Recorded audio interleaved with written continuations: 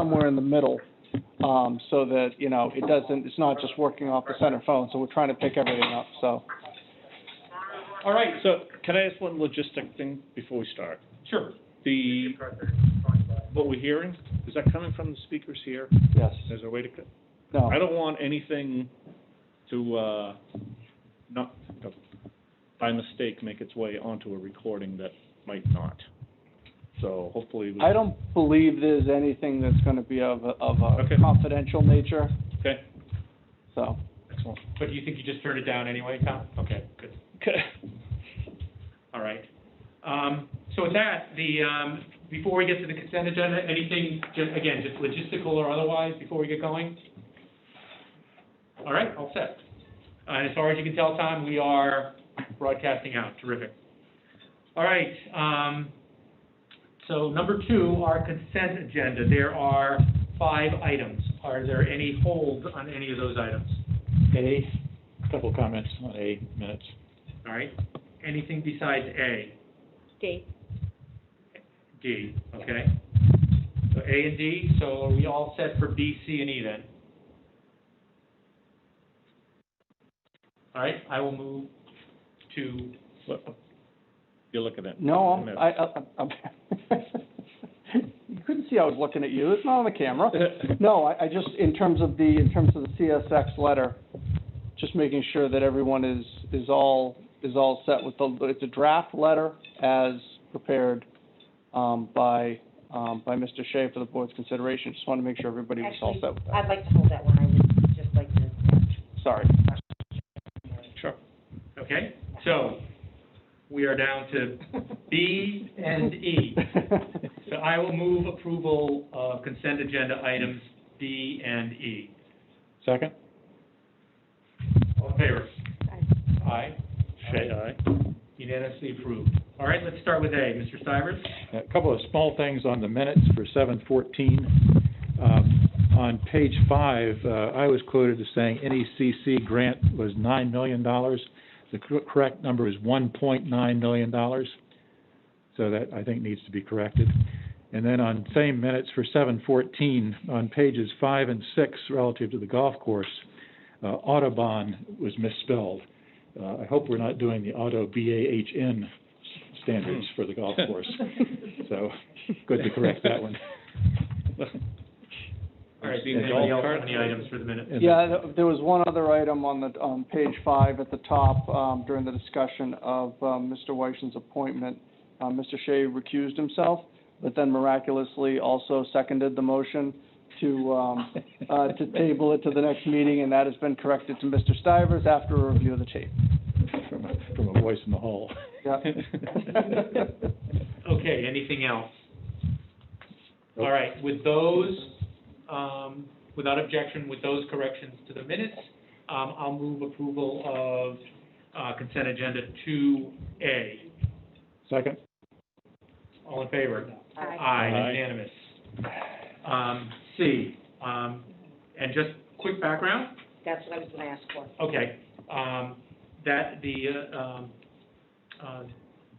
letters from CSX made their way to the Selectmen's office, and after a conversation between myself and Mr. Purple, we referred and requested that Mr. Shea take a look at the letter we received from CSX and take a shot at drafting up a letter to the abutters. Basically, the nub of the issue is that CSX believes, it seems accurately, that they have some right-of-ways in downtown Southborough near the tracks, and they are endeavoring to be in contact with abutters to those right-of-ways to address and resolve any issues. And with that, I'll turn it over to Mr. Shea, who drafted up a letter to the abutters with respect to that. Yeah, exactly, and it's really, the intent is to encourage the abutters to follow up with CSX, to engage in a discussion with them. And it's kind of, the CSX has reached out to the town in response to the town's request of temporary easements from CSX for Main Street work that is continuing east of where the state project ends. So and I had included had sent a map of the area. One of the attachments was a plan that our consultant has developed for the work in the area to get the sidewalks done up to the railroad tracks.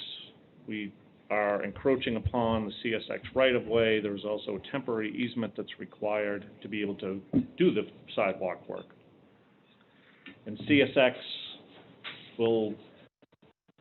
did not want to grant the easements that the town needs for the roadway work unless and until everything was squared away with the 4 property owners at the corner, at the intersection there of Main Street and the CSX property. So hopefully there can be an agreement reached out. As part of this, I did ask Mark to have Karen do some deed research. We pulled the deeds for the properties at the location just to make sure there wasn't any language in the deed that allowed access onto it. And from what we've seen, that language does not allow any use of the CSX right-of-way. It appears that CSX seems to be somewhat willing to allow some use of a portion of that, and that can only happen through continued discussions between CSX and those property owners. So the letter is intended to encourage the property owners to reach out to CSX so that can happen. Maybe that was kind of where I was going, Brian. I wanted to kind of see if we had an idea before we sent a letter, if CSX is willing to work with, say, Morrow's, because that's basically the parking lot. It's a huge impact It's a tomorrow. huge impact. I mean, because theoretically, CSX could show up tomorrow with Jersey barriers and put them at the end of their right-of-way, and takes away a dozen parking spaces from them. Right, but the intent from you guys' conversations that you had were that, you know, they have every desire at this point to work with the business owners to try to find some equitable solution. I don't know if that's the case. I mean, obviously, I'm not going to speak for them, but yeah. I mean, I would just hate to send a letter and end up in the middle of something, but I agree that we need to move forward, so. yeah. Okay, And this is a temporary construction easement? So the town would need temporary construction easements from CSX to do the sidewalk work. Okay. Yeah. Okay.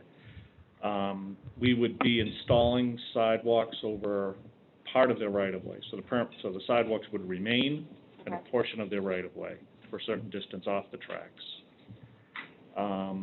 But again, to do the work up to the back of the sidewalk, you theoretically need to encroach upon their land to do it, so it's a temporary easement to allow that short-term encroachment.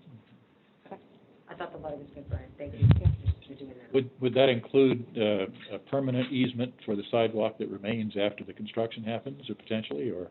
Yes, there would be, the temporary easement for the construction purposes, and then the permanent easement for the sidewalk, fixture. That's for what the town would need. That's what the town Now, would need, what correct.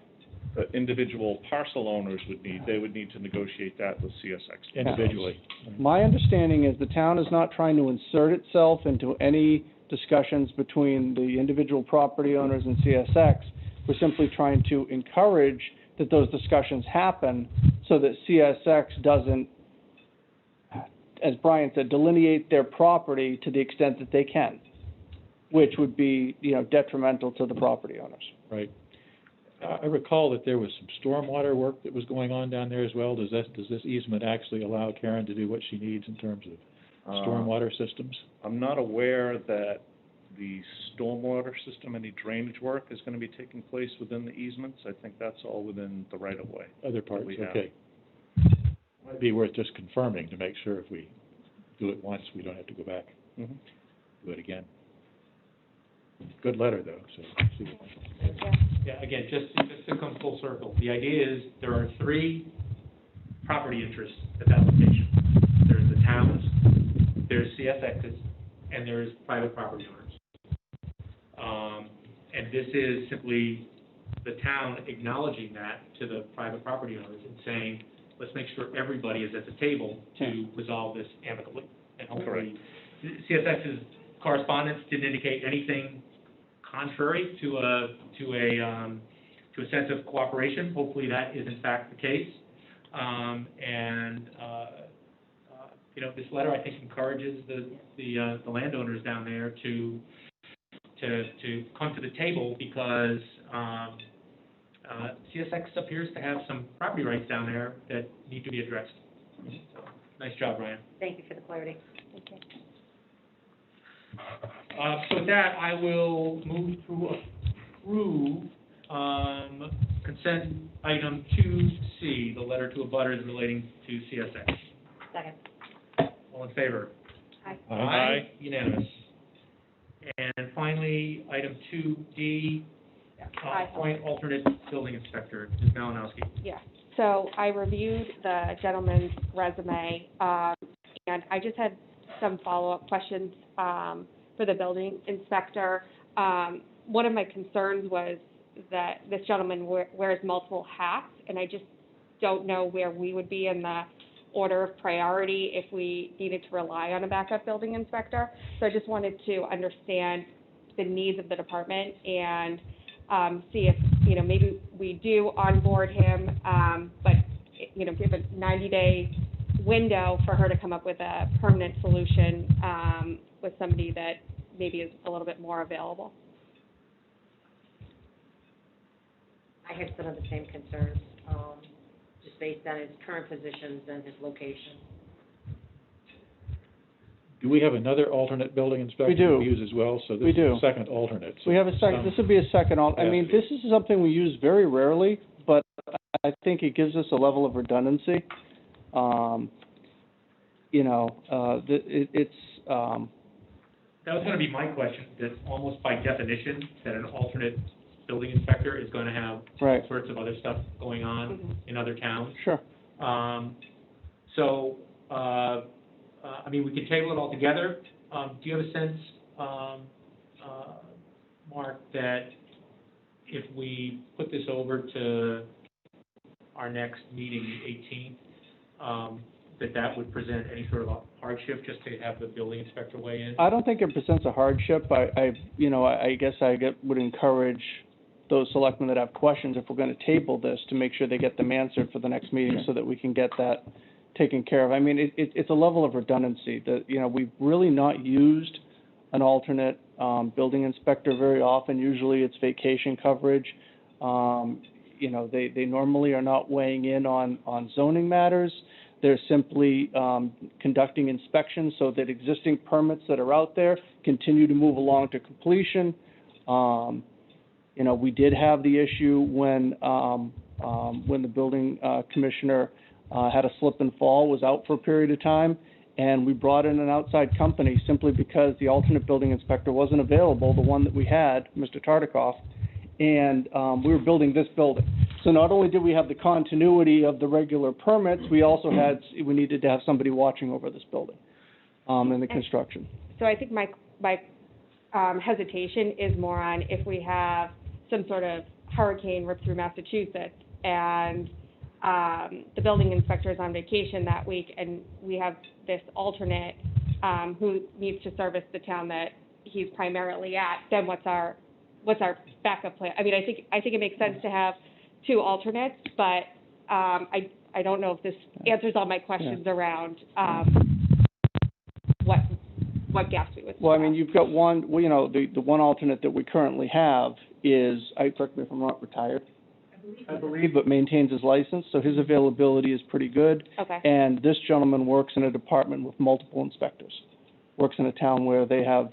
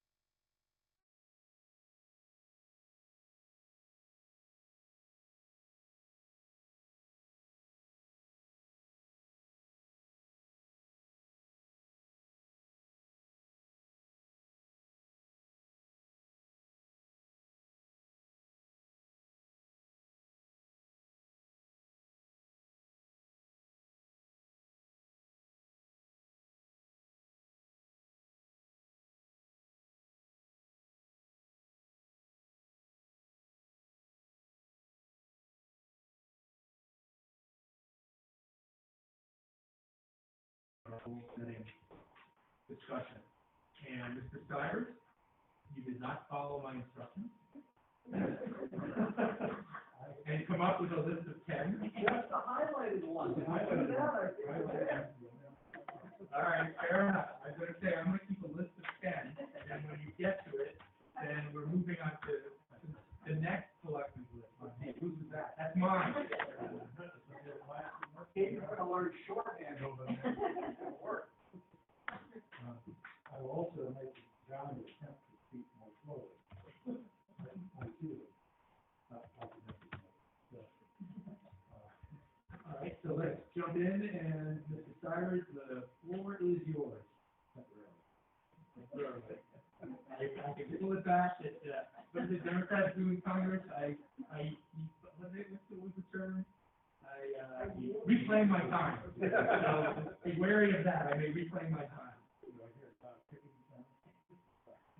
Okay, my concern here is I think the useful context when you think about the long-term goals, short-term goals. I think the town has changed dramatically over the last 20, 30 years here in terms of population demographics, and particularly expectations of quality of services in town. And I think that's likely to continue. So for me, at least, it's useful to think about where we're going, as well as where we are now. And I think that it's useful to think at some levels longer-term things that we are not going to be able to do for this group of near term. So it's important to start the process moving towards socializing ideas and laying the groundwork for things that may take 10 years of time. And simultaneously, I think it's useful to think about things that we can do during this fiscal year, things to improve processes and efficiency services, etc. And so I think about those two tracks, and I divided it up into three pieces here. One, the high-level, longer-term strategy that I think leadership for this group can help make happen or start to happen. The two items there, one is, both of them are really infrastructure related, but we talked previously about the value of the work of the capital planning committee, which is doing a great job. And I think I can tell you that it's very supportive of that process. That would be very helpful. Having some clarity in the longer term, things that we ought to be better on the table in the short term. But I also have. Well, let me just jump in, Mr. Stivers. So let's address them one at a time, so we just cross them off the list that we dealt with that and have an opportunity to talk about it. Fair enough? Good. Okay. As long as it doesn't take my time.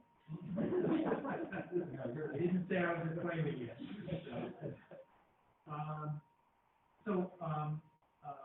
Mr. Malinowski reached out to me, and in fact, if you jump ahead to August 18th, one of the items on our draft agenda for that day is for Mr. Malinowski to come in for a variety of different things.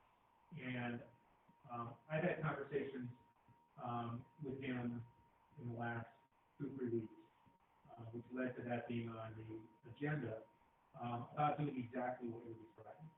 And I'm just wondering is what he and I discussed was capital planning coming in, I don't think it would be monthly, but at least quarterly, with an update about what they're considering, why they are considering, what, if anything, they need from the board of selectmen. And I'm just wondering if you're contemplating something more than that, or if that's sufficient. Well, I think that's fine. Stay in touch, and we obviously have the opportunity to list them.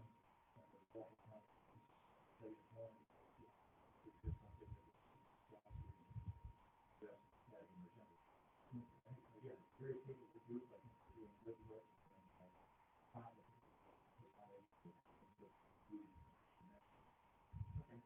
Just as a preview, again, I had very brief conversations with them to get on the August 18 agenda with an eye towards exactly that, which is to see what they're thinking,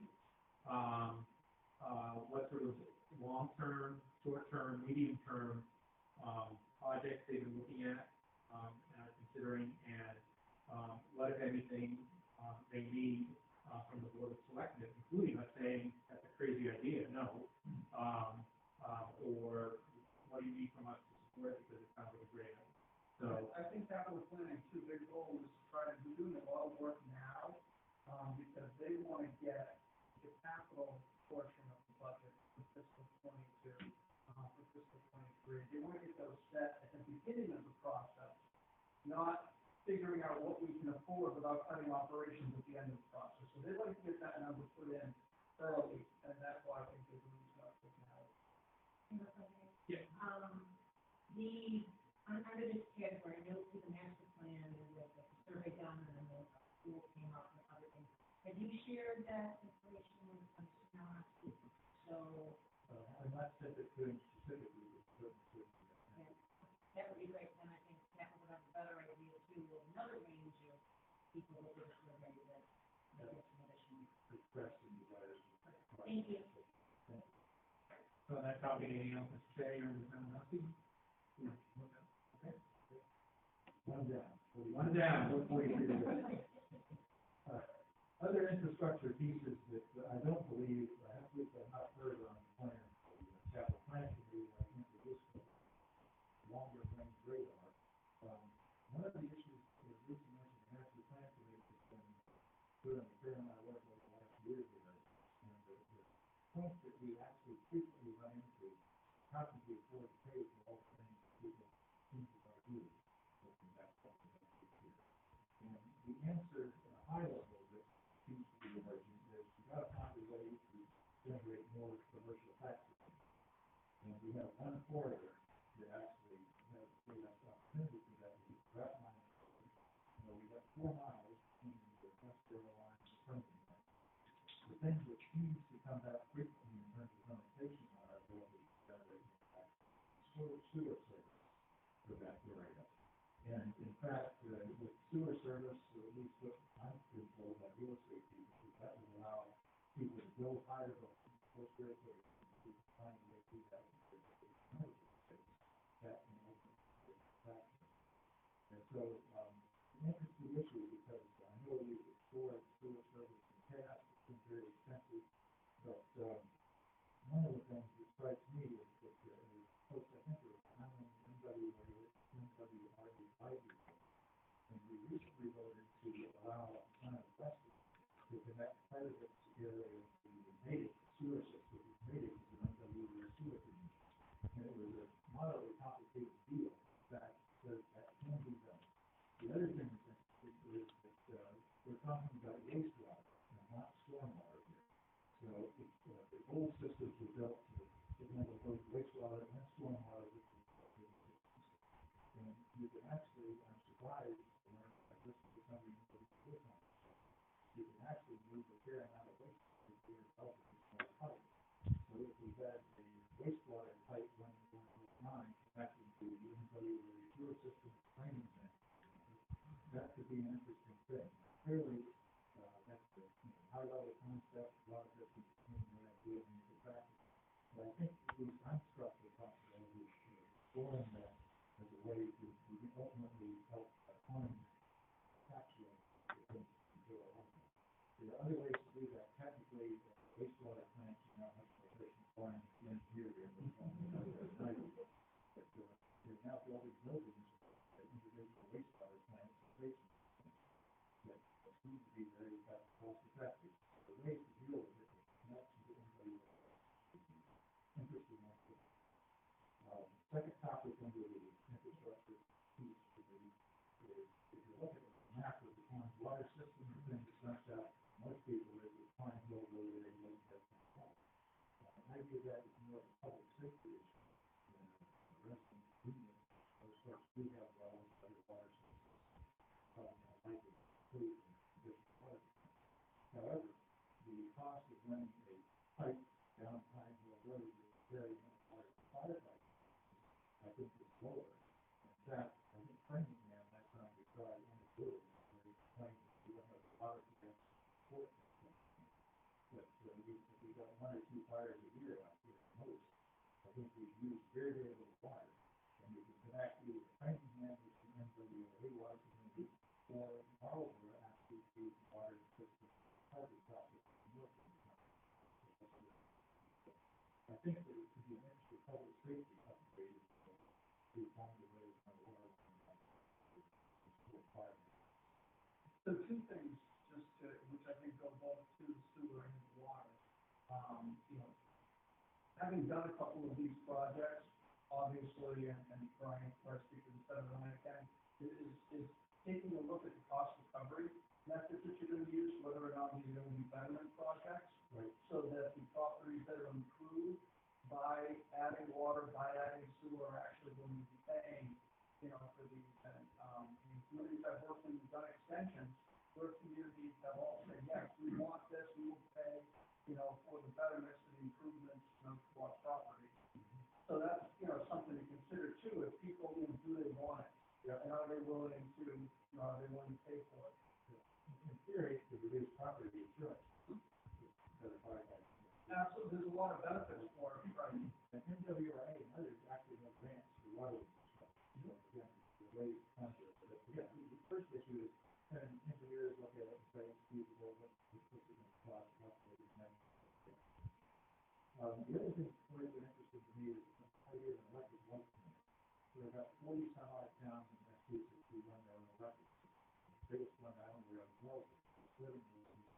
We have lower electric rates and better service in terms of coverage, storms, and national grid around in town.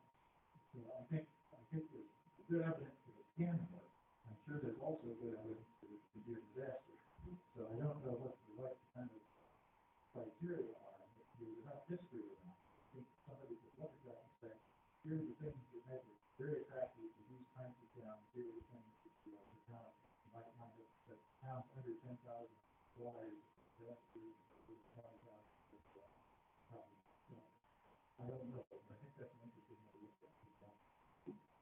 So those are my three strategy kind of issues. Well, let me just interject there, because those are, it strikes me that all three of those items are capital planning items. Well, I mean, the only way they're not capital planning items is if they don't happen. Yeah, I don't think they do at this point. So it just strikes me that for part of our discussion, if not on August 18th, which is there's some very targeted things in the short to medium term that capital planning we're talking about. But that it strikes me that's a good conversation to have with capital planning, to see if it's something they are interested in focusing on, because otherwise, for all three of those, it strikes me the sort of thing we could just end up talking about. And you really would need sort of a focus, whether it's capital planning as a committee or some independent committee that's looking at those infrastructure, sort of longer term infrastructure. So if not on the 18th, and again, I think for capital planning, get together with other agencies, we've got a decent number of things to talk about. But maybe for the next sit down, we'll definitely do those. I agree, and I'm very interested in these, and the other hand, I'm most interested in us finding a way to pick the small numbers, whatever. Versus having 13 numbers, get on a lot of that, traction. And Roger, okay, the last thing I'll say on him is the obvious entity and in particular individuals who include in any sort of discussions when we do have is Mr. Wood. I mean, John Wood of EDC he's had a couple conversations with me, and he is putting the downtown initiative aside for a second. He is very focused on what needs to be done for business development on Route 9. So they are another important part of the conversation. Yeah, and my first stop would be 300.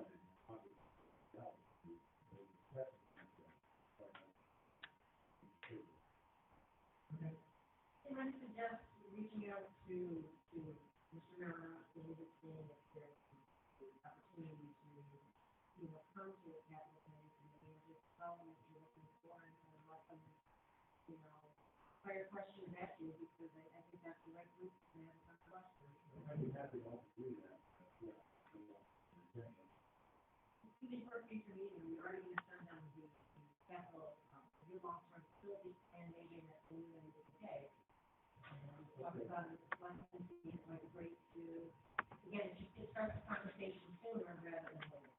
But I think particularly with a Route 9 sewer initiative, that's something that we need to build consensus on.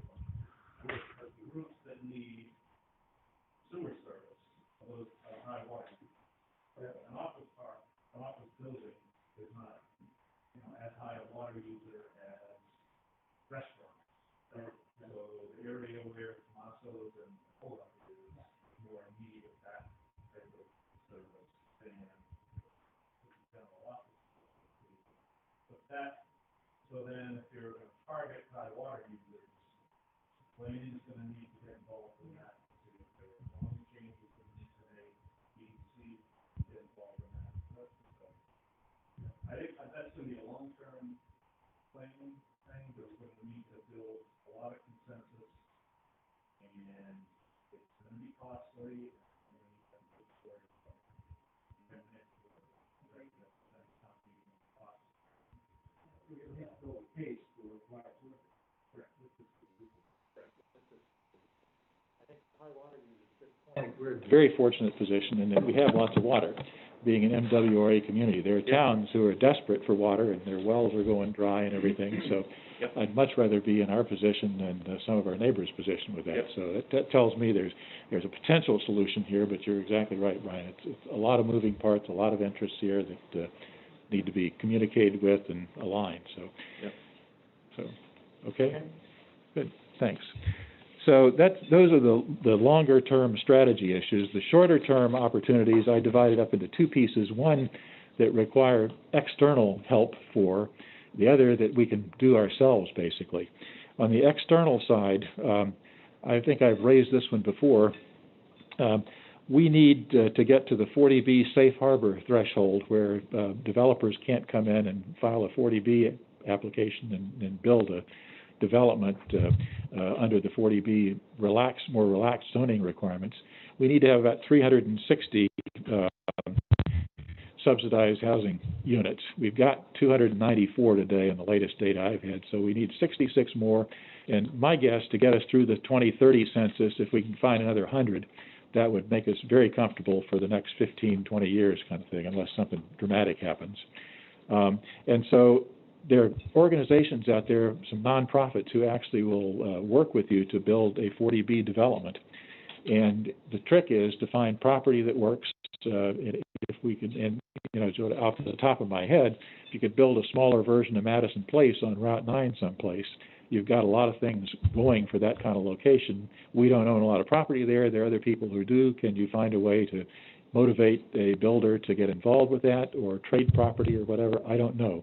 But that would be a great thing to be able to take some of the pressure off in terms of controlling our own destiny as far as development of those kinds of housing units. So again, needs some work, but I think that's something if we could explore.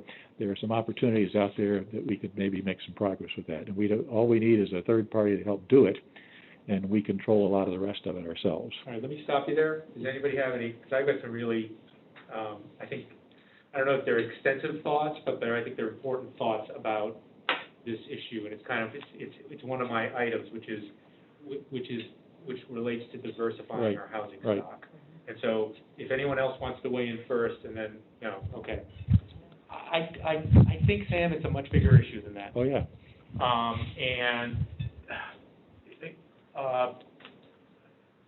Ms. Malinowski brought it up last time, and I said, well, let's talk about it, in terms of my list, in terms of whatever term you are most comfortable with.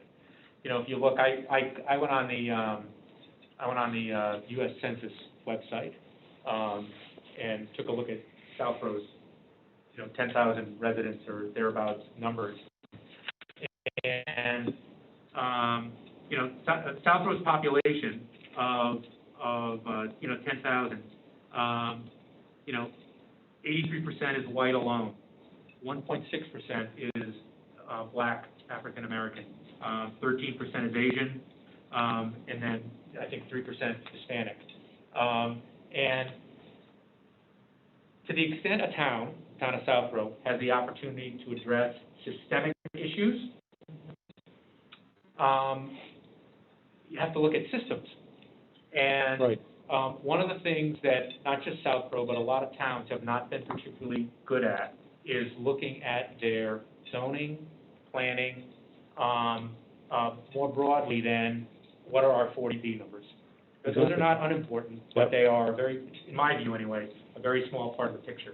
So I think I applaud you for identifying that. I just think it's a much bigger discussion about what is our view, again, from a systemic standpoint, about steps we could, can, should take to diversify our housing stock, because to the extent it's a laudable goal to try to diversify our population more than it is, both from an economic standpoint and from a cultural and ethnic standpoint, I think that's a much broader discussion than what are our 40B numbers.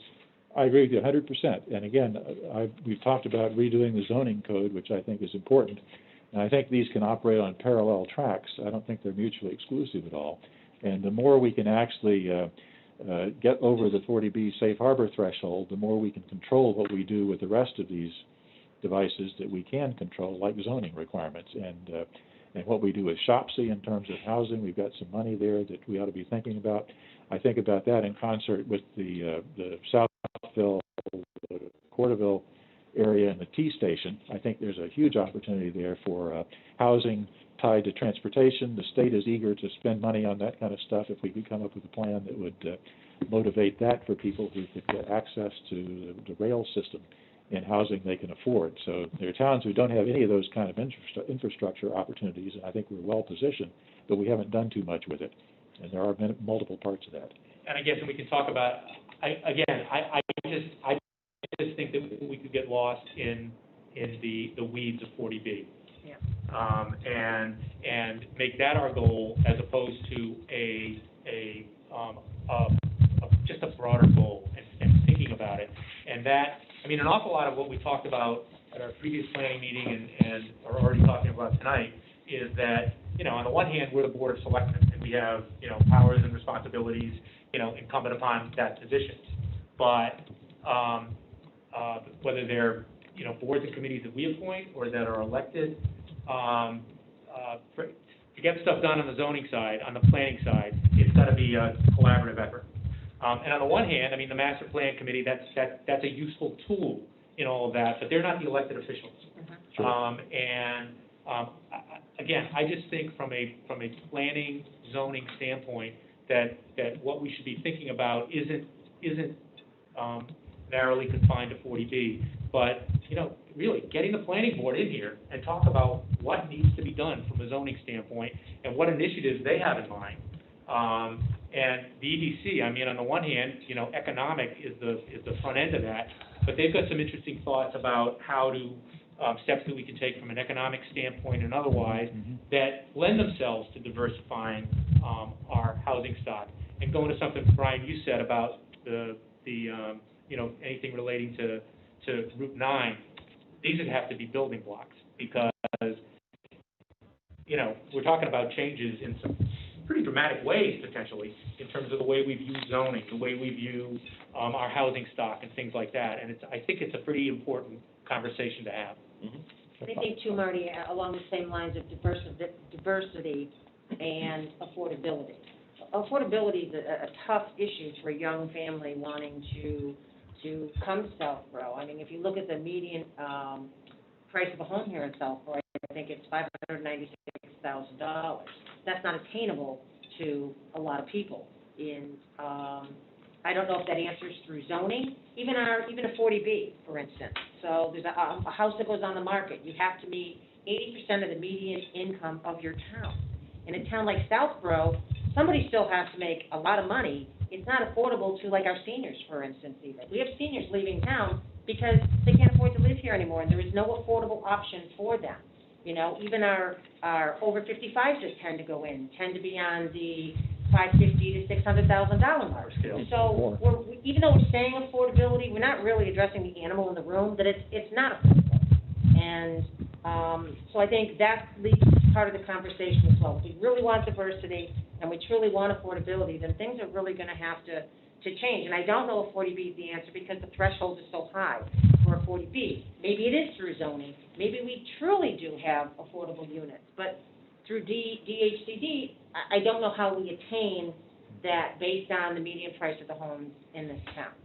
So I think it's a much bigger picture. I think it's a great conversation, and I'm wholeheartedly ready to jump into this conversation. And when Shopsy did their forum for their housing plan, there was a lot of comments and a lot of feedback on just this, that, housing in Southborough is unattainable for a lot of families. Unless you make a very good income, it's tough. It's tough. You don't see a lot of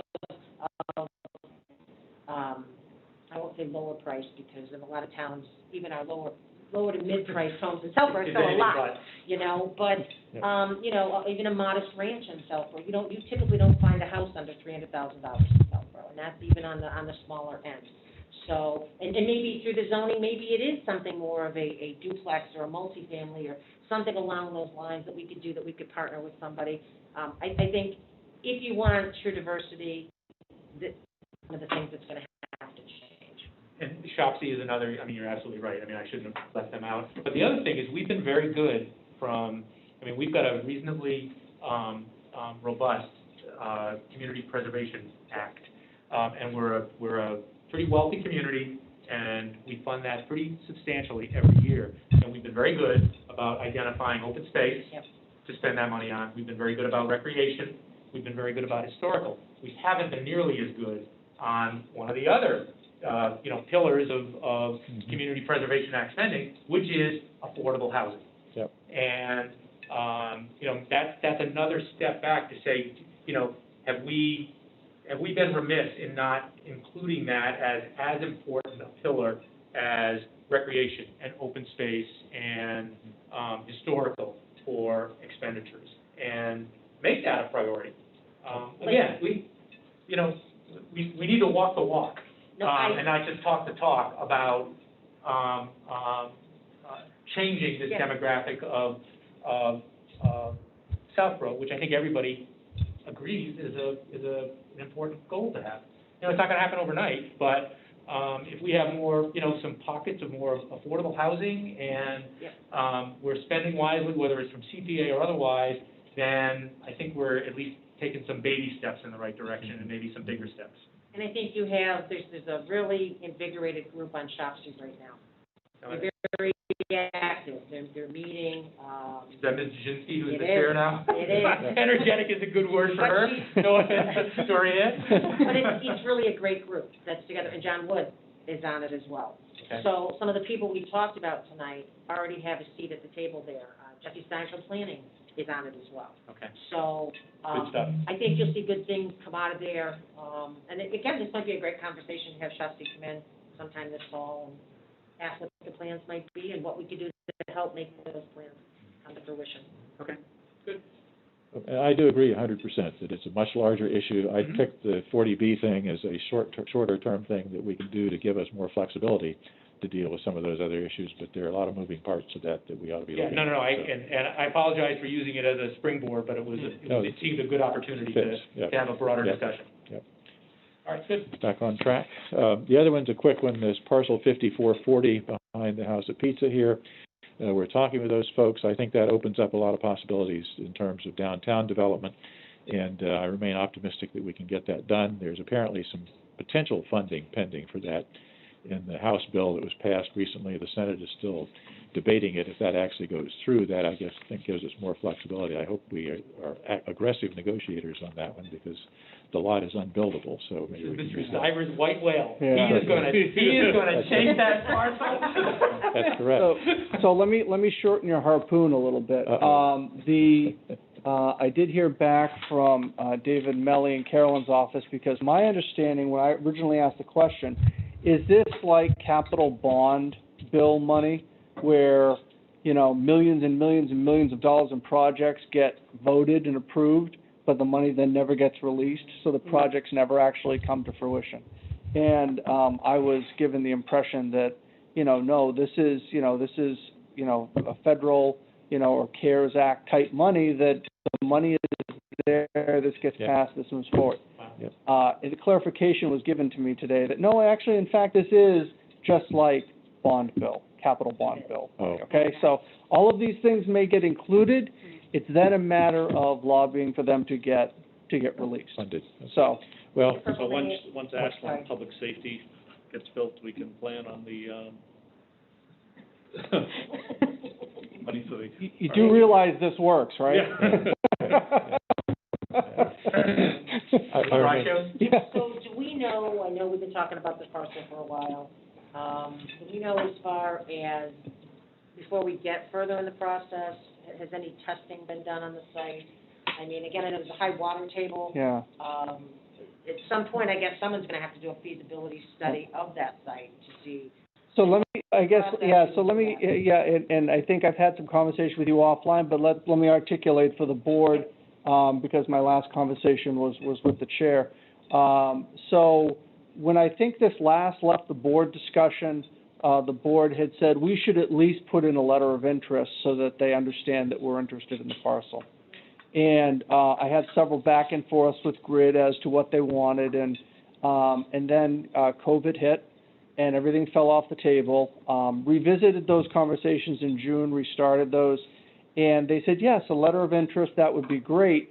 They sent me what they were looking for the letter of interest, which was essentially, and Mr. Chairman can correct me if I'm wrong, basically a purchase and sale document that they wanted us to sign. And I said, I do an awful lot on behalf of the board when you vote and you ask me to do these things and I carry these things out. I am not comfortable signing this, you know, or doing it. I jointly Yeah, you know, and so. authority to do that. Yeah, and, wait a minute, why not? Hold on. Yeah, and I know that, you know, and I know, Mr. Stivers, you've brought up the fact, well, look, you know, this may be, you know, a good tax write-off, this may be, you know, have some benefit to them to, you know, not maybe granting the parcel to the town for $1 or something. But, you know, their position has continually been in all my conversations is that this parcel was purchased with ratepayer money. Therefore, we need to get the assessed value, which is the 252.7, 252.9. Yep. And I understand that's a starting point, and maybe once you decide to enter formally into a purchase and sale, as we did with St. Mark's, there was obviously some negotiation that went on at that point, but we've got to agree, I think, to get to that point, because it's a larger discussion, as you said, with the wastewater piece. We're not just purchasing a parcel for, say, $250,000. There's another $750,000 or $1 million on top of that for a package plant. If it's wastewater we're talking about, then you've got to talk about connecting it. So infrastructure, so it's a piece to a larger puzzle. Right. But, well, it's interesting, though, that apparently, so are we at the place where if we were willing to do it, there's a purchase and sale there that we could sign? I think that's an interesting step. So not that I'm saying we should, but that's farther than I thought we had gotten. So anyway, I'm not suggesting I that just we do assumed that. a letter of interest was a letter of interest. It was not a purchase and sale. Yeah, okay. But this is what they wanted us to execute. Again, my point is simply, I think that needs to continue to be on the radar here, and we ought to, I think, continue to discuss it, and it's good that they're still talking, so thanks. Okay? Anybody else have anything on that? No, again, I think it's a terrific idea, and agree that at some point, that's an interesting location. It is. In terms of you know, again, the gas station is not that far away, but it'll be interesting to see exactly what that land looks like. And I understand I may disagree with it, but I understand the position that's being taken, that it was paid for with ratepayer money. Yeah. Ideally, if the state is willing to match that ratepayer, you know, all the better for us. So kudos to Captain Ahab here, Mr. Stivers, for getting that amount at least included in the at the front end as monies that we might be able to use from the state to purchase that parcel. Mr. Chairman, one more thing before Ms. Braccio calls me out and says, you didn't answer my question. Well, no, I know, but in terms of the environmental piece, there was a conversation prior to the letter of interest that they were going to go and conduct, you know, basically a phase 1 tabletop study, you know, for the environmental piece and that. My understanding, I've got no indication that was ever done. Okay. So I assume that, again, that would likely be part and parcel of a purchase and sale. So that would need to be done, and EDC is moving forward with a study to look at the feasibility. That was part of the second part of that EEA grant. But I would want to see the results of that report Yeah. before I agree to But in sort of, purchase and sale. in sort of a perverse way, I think if there is some sort of hazmat issue on that site, I think that actually potentially helps us. Because I think that, at least I understand that towns purchase that kind of property, pave it, use it for playground, rubberized playground, parking, pop-up spaces for food trucks or whatever. And that basically... It just changes the whole discussion that's from right. what, you know, from what we were potentially looking at. But you could put a wastewater plant on there as well, actually.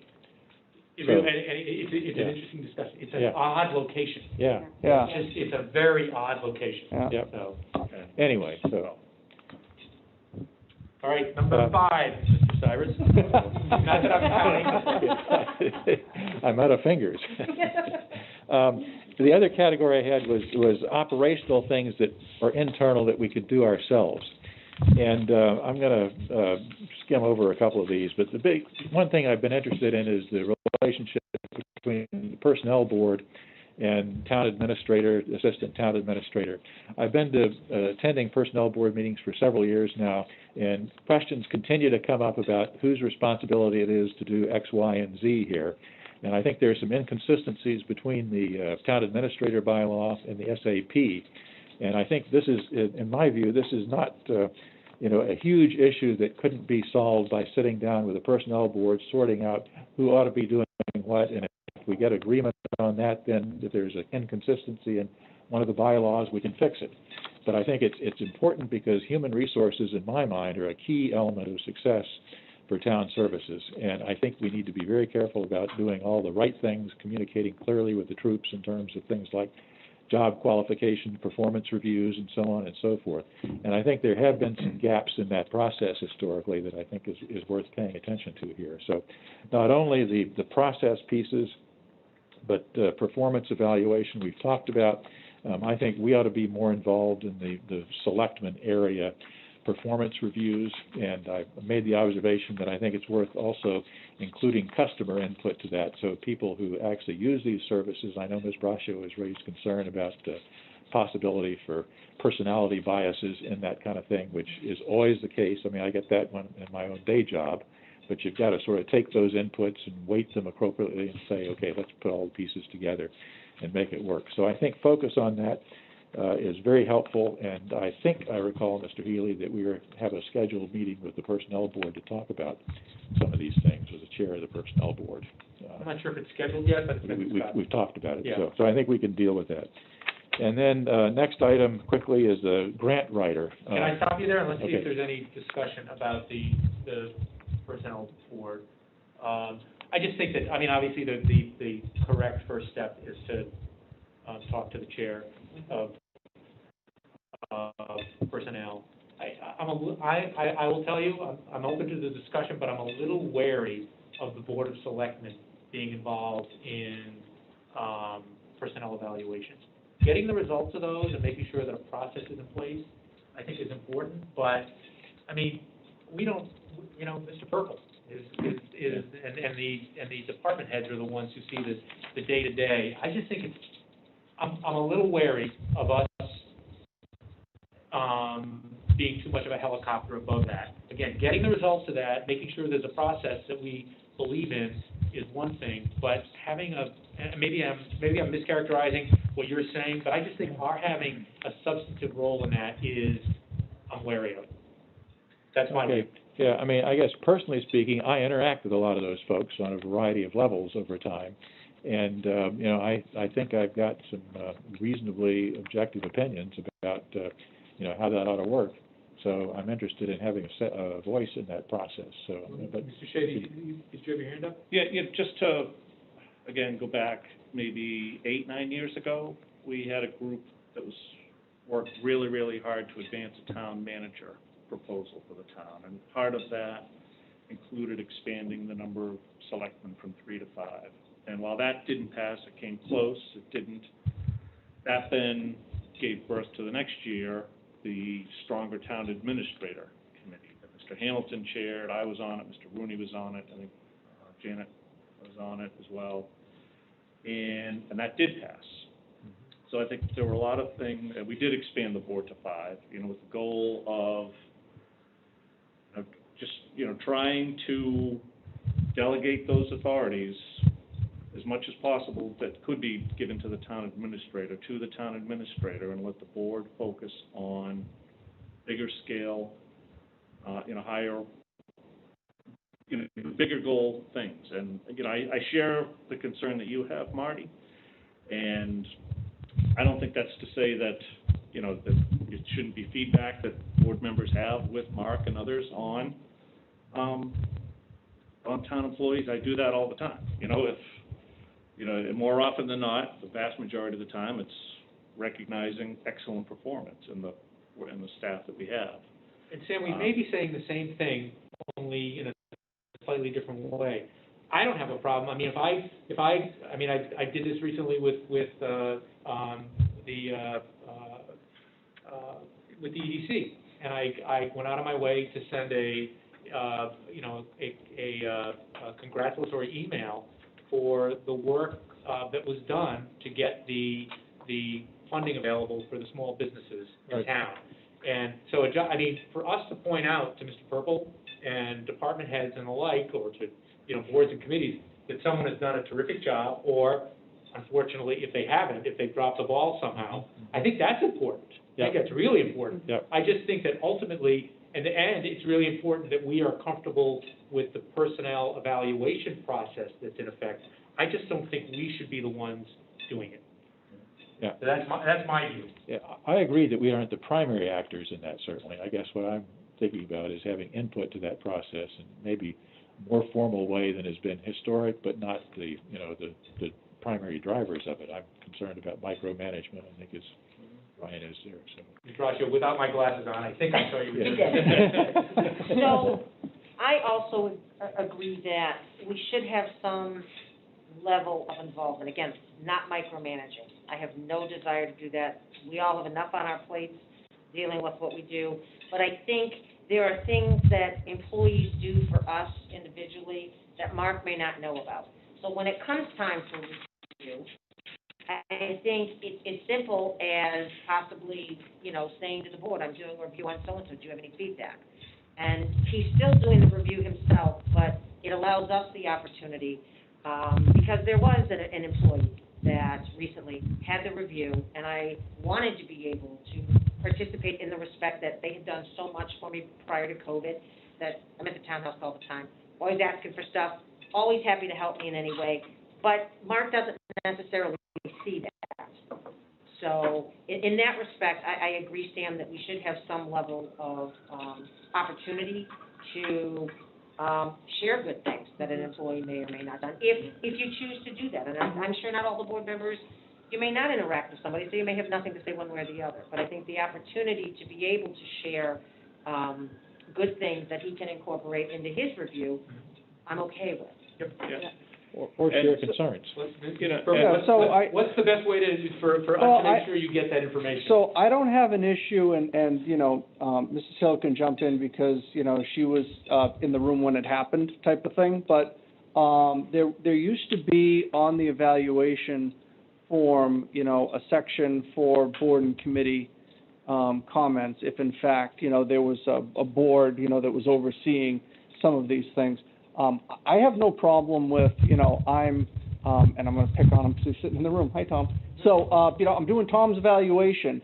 If the board has any comments or anything in that they want to make sure is included, please get them to me by this date.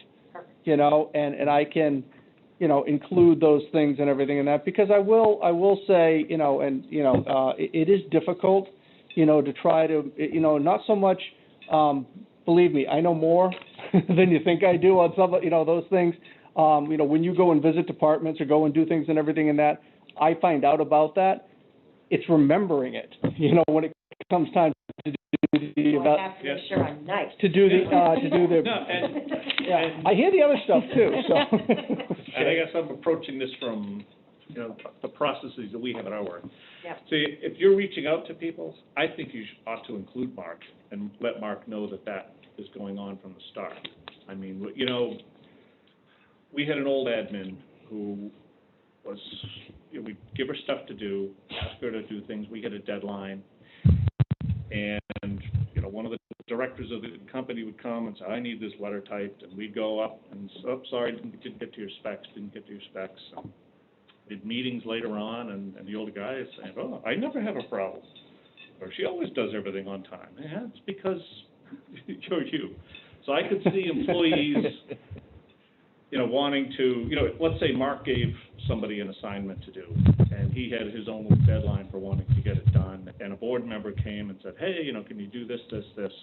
Well, that person may prioritize the board thing more so than what Mark had, and that could lead to a situation where, Mark is saying, hey, where is this? I need it. And it's like, oh, well, I haven't gotten to it.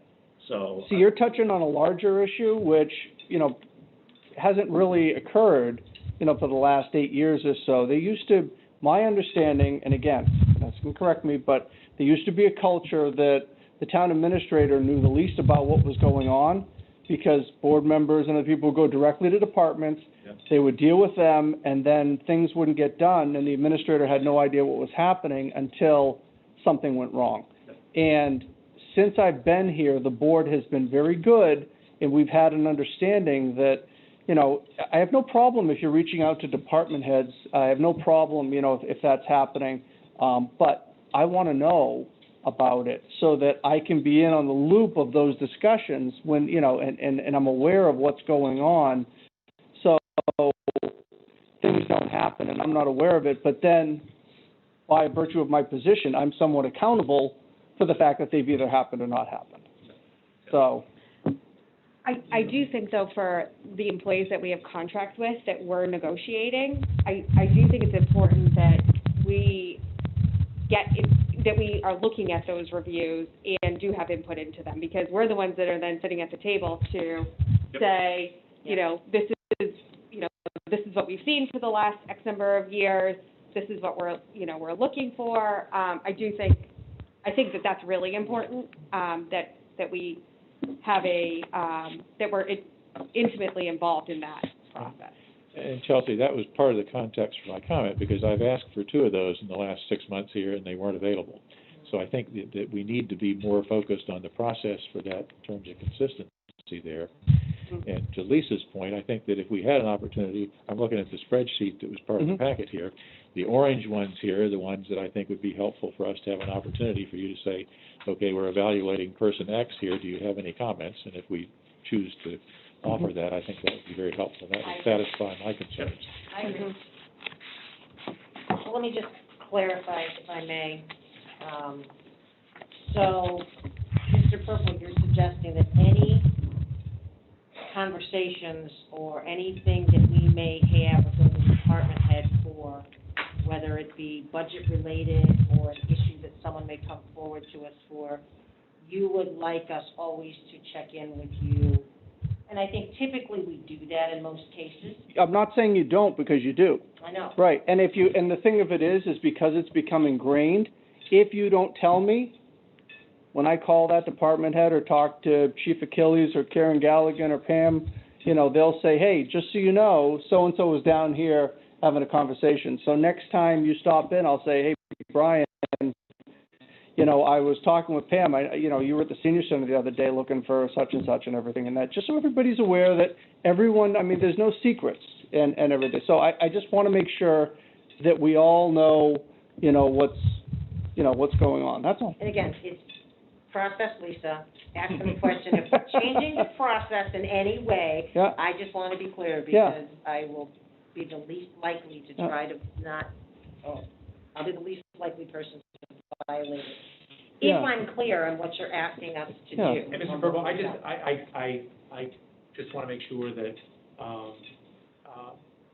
everything's a judgment call. Yeah. I know that I'm going to have conversations with Chief Paulus. Yep. It might be about how good the Blackstone Millville team is going to be next year. And we it hasn't been very good lately. And we wade into some other area.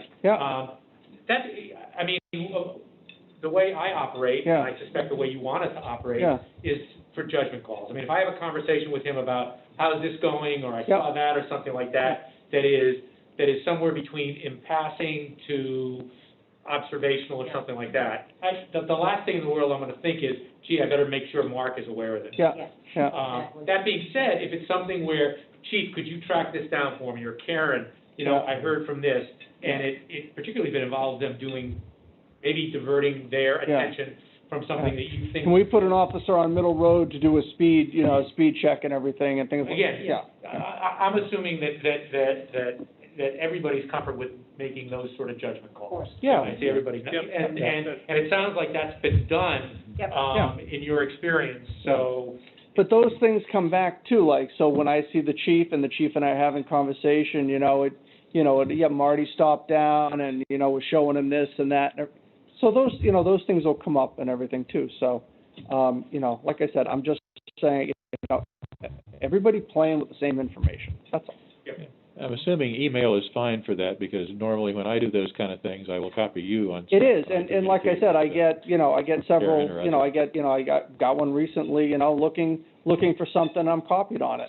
Okay, make sure I understand. The one thing I will say is that, if you're going, if you're reaching out to departments, I would suggest that you go to department heads and start there, rather than just going to one of the administrative people and start asking questions and stuff like that, and the department head's like, what's going on? And some of them may be okay, again, under the same pretense. Okay, I'm fine if you want to go directly to this person, just as long as I make sure that I'm aware of what you're looking for, asking for, because maybe I can help you and take the burden off of the administrative person. So. Lisa, that doesn't sound like a change. No, I agree. No. Okay, all right. And I was just making sure that there Yeah. wasn't a change Okay. to the process, because myself personally, I talk to Mark Yeah. every day, so he knows, if I talk to somebody, typically there's an issue. I have a timer. It does. And we always end on a happy note. Yeah. So, Okay. again, I just wanted to be clear that we weren't changing how it's currently being done. All right, so Mr. Stivers, you said we're gonna skip over the centralized grant writer issue? Nope. Yeah. Vanessa. Mrs. Hale's got a question about the grant writer issue. That's premature, but I just wanted to add, this is, a well-timed discussion relating to performance reviews. One thing the Personnel Board is doing this year is shifting everyone's anniversary date to July 1st. We've talked about this for years, it's kind of a messy thing to do in the very first year, because our employees have anniversary dates and raise dates, throughout a 12-month period. So we're doing that right now, which means we are having everyone submit their performance review by August 31st, for discussion by the Personnel Board during the month of September. So, any conversations relating to employees that the Selectmen, have purview over is well-timed. But that does not affect the contract employees. No, it doesn't. So, I think The majority of those. I think are Sam's checkpoints. point, but I know it's been mentioned a couple of times when you talk, blue chief, red chief, DPW, finance director, obviously mine, and, Not a copy.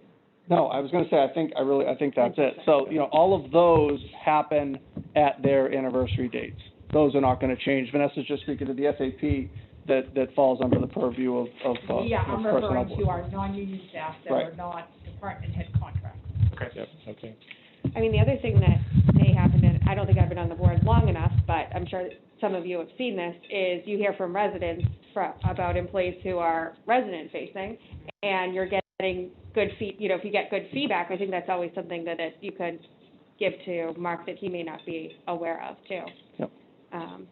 We do get, and believe it or not, we do get letters, we get cards every so often. Hey, just wanted to let you know, this person does a nice job, and Vanessa is the first one that says, that's great, get me a copy, I want to put it in the personnel file. Yeah. So it is, we do, and we get the other feedback too. I wasn't going to say that. I know, but Wanted to keep the positive, right? we hear both, and, and Sam, just to take that one step further, is, may want to look at, doing, or putting in place some type of a, customer service survey. We did something like that in a couple of lives ago in another community where we actually had a program, that at every counter, there was postcards, okay? And they, and you could fill them out and everything in that. You could take them away and you could come back and fill them out. And, we had what we call mystery shoppers. I was just gonna mention that. Which is you don't use them as gotchas, okay? But we would basically hire somebody to come in, and they would go to the assessor's department, and they would pose as a real estate person, and they wanted information on a property, and they wanted this, they wanted that, and then after the interaction happened, they would go back, and they would do a couple of different departments, and they would write up their interactions, and you don't use them as punitive, you use them as teaching tools. That, wow, you did this really well, or, you know what, maybe moving forward, we need to look at these things and everything in that. And then it becomes part of our employee training. Correct. Yeah. For everyone to take advantage Yeah, of. so we've, I've done that in the past and everything, and, with varied levels of success, sometimes they all come back and everybody's great. So, which may be true. Why are you laughing? I can see you laughing behind the mask. Yeah, but we'll have to have more of a discussion and identify our, Mystery shoppers. Yeah. It feels kind of like a sting operation. Yeah, well, yeah. So, anyway. Give us tips, though. Yeah, no, it could be helpful. It just, let's. Yeah. Catch somebody on a bad day or something. I mean, yeah, no, I know. Do the satisfaction survey online. Yeah. God forbid. I know. That too. Yeah. Okay, I'm almost done. Very close here. Centralized grant writer, recent success. As I watched various publications, there's a lot of money out there. Federal money, COVID-related kind of things. This bill that Mark just mentioned is $459 million. It's got a huge list of things that it supposedly could fund. And I think there are a lot of things we could actually do there if we had somebody who is targeted, focused on it. There are people who do that very well. I got to believe that if we could find something like $30,000 to hire a part-time person for the next 11 months here to go out and find this money, they would earn their keep back many times over. So I think there's a timing opportunity here with the pandemic and other money that's flowing out there, things that the state and the federal government are trying to do. So to me, that's an important one to try to grab. Final point is Let me stop you there. I'm trying to get done. You've almost convinced me. You've almost convinced me that a centralized grant writer. I guess this is more a question than anything else.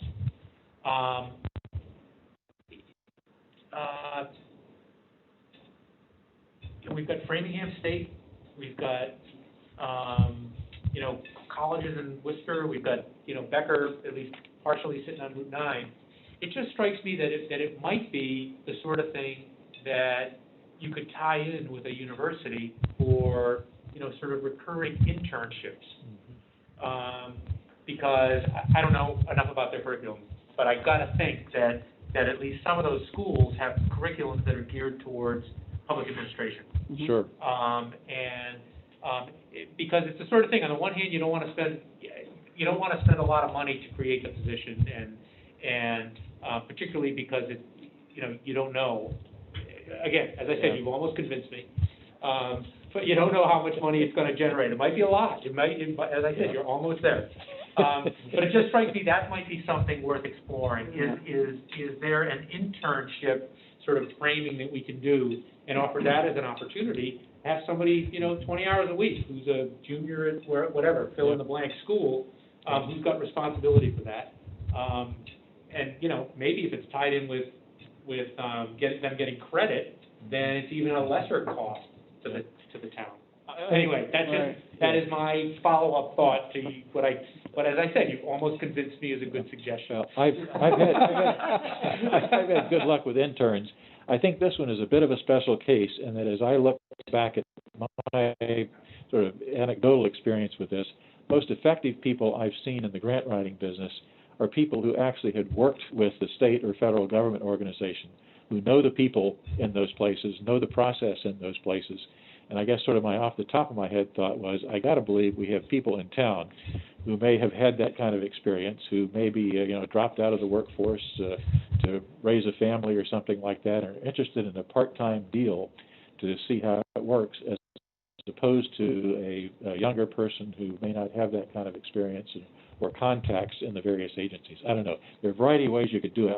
I would much rather do it some way and not miss this window of opportunity than sort of sit back and wait for the perfect place to find Sam, money to do it. Sorry, do you know if there are other towns surrounding us that may have a part-time grant writer that may be interested in part-timing for Southborough as well, maybe? Don't know for sure, but one of the EDC members is their business development person for Billerica, and has been hugely knowledgeable in terms of identifying opportunities and seems to do this kind of stuff. I don't think he's necessarily available for us to hire, but that's the kind of person who, has done this for a living for the last 10 years or whatever in the Massachusetts environment. In many communities, it's part of the community development department, or it might be a job function that is assigned to, someone in the organization as, one of their multiple tasks. But we can find out from the MMA, Sam, what communities have a part-time grant writer, and maybe look at what their model is. I'd be interested in getting more information and possibly pursuing. Here's I'm kind something. of like Marty. Here's something to think about, and this is. I got a half vote here. You're in trouble if you're putting together half votes. One of the things to think about, and really has nothing specifically to do with what you're talking about, but when we talk about adding positions, whether it's a part-time position, a full-time position, never mind the ability to afford, never mind, the need or anything else in that. We've got to start thinking about where we're going to put these people, okay? I sat in on interviews for the part-time person for the IT position, and then Tom and I got to have the hairy discussion about where are we putting this person? Where are we putting you? If, is this person going to stay in the house? Is Tom going to be elsewhere? Is Tom's part-time person going to be elsewhere? How is this going to work? So we really don't have a lot of space. If you remember, the building department used to be in the townhouse. I was part of moving that to where it currently, and the Board of Health, where it currently is now, which is a great space. But there's that divide, there's that division. We don't have a lot of space. Capital planning, God bless them, they're taking a look at all of our properties and saying, can we downsize a little bit more? I don't disagree with the approach, but we've got to look, where are we going to put these people? This one could be a remote job, in fact. Yeah, no, It is an issue, and I understand it could be, but if we're going to hire somebody, there is going to need to probably be some time in the office, doing some things. So, and we can't assume that, okay, we've got a 19-hour position here, that desk is available half the time, this person's going to just work opposite hours, which may not fit. So I just throw that out there for consideration. But the board's already said we're not hiring new people next year without any, new revenues or anything, so we don't have to worry about that. But I am worried about where we're going to put Tom's part-time person. So that's something that we'll need to figure out. I just have a follow-up question, Sam. So are you thinking that this person would write grants for operational needs of the town or for project-based things? Well, because I think a lot of what we're seeing is they want shovel-ready projects. So a grant writer is not going to solve, not going to come up with a plan for what we want to do, right? Like, they're going to have to be directed as to what we're applying for. So I guess I'm just looking for your vision of that. Yeah, I mean, I think we ultimately, out of this discussion and like discussions that we're having, ought to come up with some priorities. For example, one of the things that I think Marty and I are aligned on is accessibility, bike trails, and that kind of stuff. That's something that I know is important to the state and to MassDOT, and so I think that there's more flexibility to do things that may not be fully shovel ready there. I don't know, but the grant writer hopefully would have a task of figuring out, what's required for these projects. How do they fit the priorities that we select? We say these are the 3 or 4 key areas. Go find money that we can actually access, not things that we got to spend 10 years and $1 million engineering to get it done. So you got to be flexible there, and I can't tell you precisely how that's going to work. Maybe we try it, and oops, everything needs to be shovel ready, and we don't get any money, so it would be a bad bet. I doubt it, but you don't know until you try it. One of the things, and I'm glad you asked the question because it went in a direction that reminded me of something. I recently had a conversation with Representative Dykema, and it came around this whole amount of money that she got, in this bill for us, if in fact it comes to fruition.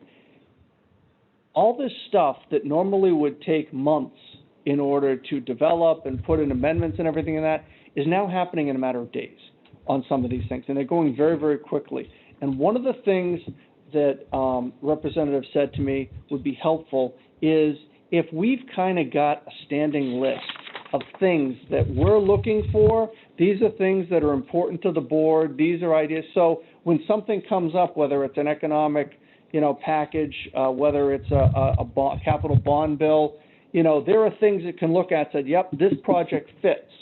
And we don't have to try and do a 4-hour scramble, to try to just push something in there that at the end of the day, is it real? It's important, but is it the most important thing? Is there something else maybe we wanted to, to try for? So outside of the grant piece, I think that it's probably incumbent upon the board at some point to, to put together a standing list we can make sure that our representatives, on Beacon Hill have, that they can pull from when these opportunities come about, and we know, and we can keep adding to the list or taking things off, but it makes it easier for them to get these things in when the deadlines hit. I think that's a great idea, and maybe a way to sort of get a ball rolling on that is obviously for us to think about it and things that we might put on a list, but touch base with the department head. Sure. And get 2 or 3 items from each of them. Number one, that might spark something in us that we hadn't necessarily thought of. But I again, just overall, I think what you just described is a great idea because, and this Sam is the main reason you've almost got me. Let me write this down. Is because it is, again, I've only been on the board for a year, but what's pretty clear to me is that the way Charlie Baker views the functioning of government is targeted grants. Yeah. And it is remarkable to me with the frequency. On a monthly basis, there's whatever state department comes out with a list of the various grants that they've identified. I mean, again, it's agree or disagree with the approach. That's the approach. That's reality. That is his approach to government. And so, whose ever antennae, whether it's a grant writer or department heads or otherwise, I expect. I mean, Karen, although she wasn't successful, at least the first round with the shared streets. Obviously she's attuned to looking for those things, and I suspect that other people maybe are having a similar reaction to me, that this is how for the foreseeable future our government is going to function at the state level, which is we put pockets of grant money out there for you to target. Yeah. And that's why you've almost got me. We want to go with the tide. Vanessa's done the same thing, with the state's community compact program. It's like, okay, let's take a look at the categories, let's see, and then Vanessa has conversations with the departments, what do we think fits? Well, how does that work? And does it make sense, taking those and trying to put them all into, as Sam is envisioning it, a part-time position to do some of these things and just to hound dog, It happens on an annual basis with our insurance company too. So there are, even more so to your point, this year, there's so much money out there. Yeah. And you know what? We have to find the time to get those grant applications in. And I was too narrow because I said department heads. I mean, Yes. the committees. Go there, The exactly. committees, what are, what project, what are you thinking about that we can get behind? Yeah. Yep. Our trails people have been terrific, Yeah. and I suspect that they could very easily put together a list. So, Yeah. anyway, Yeah. overall, I Yeah. think your idea is a terrific one, Mark, Yeah. to have that, on a shelf, just, and so when that call comes from Carol Dykema, you don't have to reach out to all of us. Put it on Carol's and shelf. scrambling, Yeah. that makes sense. Yeah, But it's on the shelf, just ready to pull down, yeah. and provide to her. Yeah, So, because that's a great idea. Miss Malinowski's comment, that's a mouthful. Miss Malinowski's comment is probably been more accurate over my career, is that, if they're shovel ready, when this stuff comes around, they want to get that money out. They want to get it working and they want to be able to point to, see, here's what this money can do. So to the extent that we're ready when these things happen or become available, that's really where you have your best We sent an email opportunity. today to the executive director of MHEC, on 2 different grant opportunities, that we want to try and take advantage of. So, every day there's some other emails coming through. And to Marty's point, given what we expect the governor is likely to do, I think that might focus us to say what project or 2 projects should we aim to get shovel-ready Right. and be ready when some of these things happen. So again, very short-term, Mark, is to put together an email to go to the department heads Yep. and to the various boards and committees saying, I agree. we don't want 25 items. You can put 25 And if and you highlight do 25, 4. make sure a Yeah. limited number are highlighted. Yeah. 9, I got 9. Right under the limit. Final point quickly. Yes. Contract services, we've talked about this. I continue to believe it makes sense. We don't have a zillion of these to make a list of what do we buy under contract. How do we think about rebidding those periodically, goods or services, dimensions or things like commodities where prices vary quickly. You probably don't want to lock in for 10 years. Rebid those. Other things, maybe small amounts you don't rebid every year kind of thing, but there's got to be a sort of guideline there, I would think, in terms of these kind of things we look at periodically. How long has it been since we looked at it? What does it make sense from a management standpoint to do?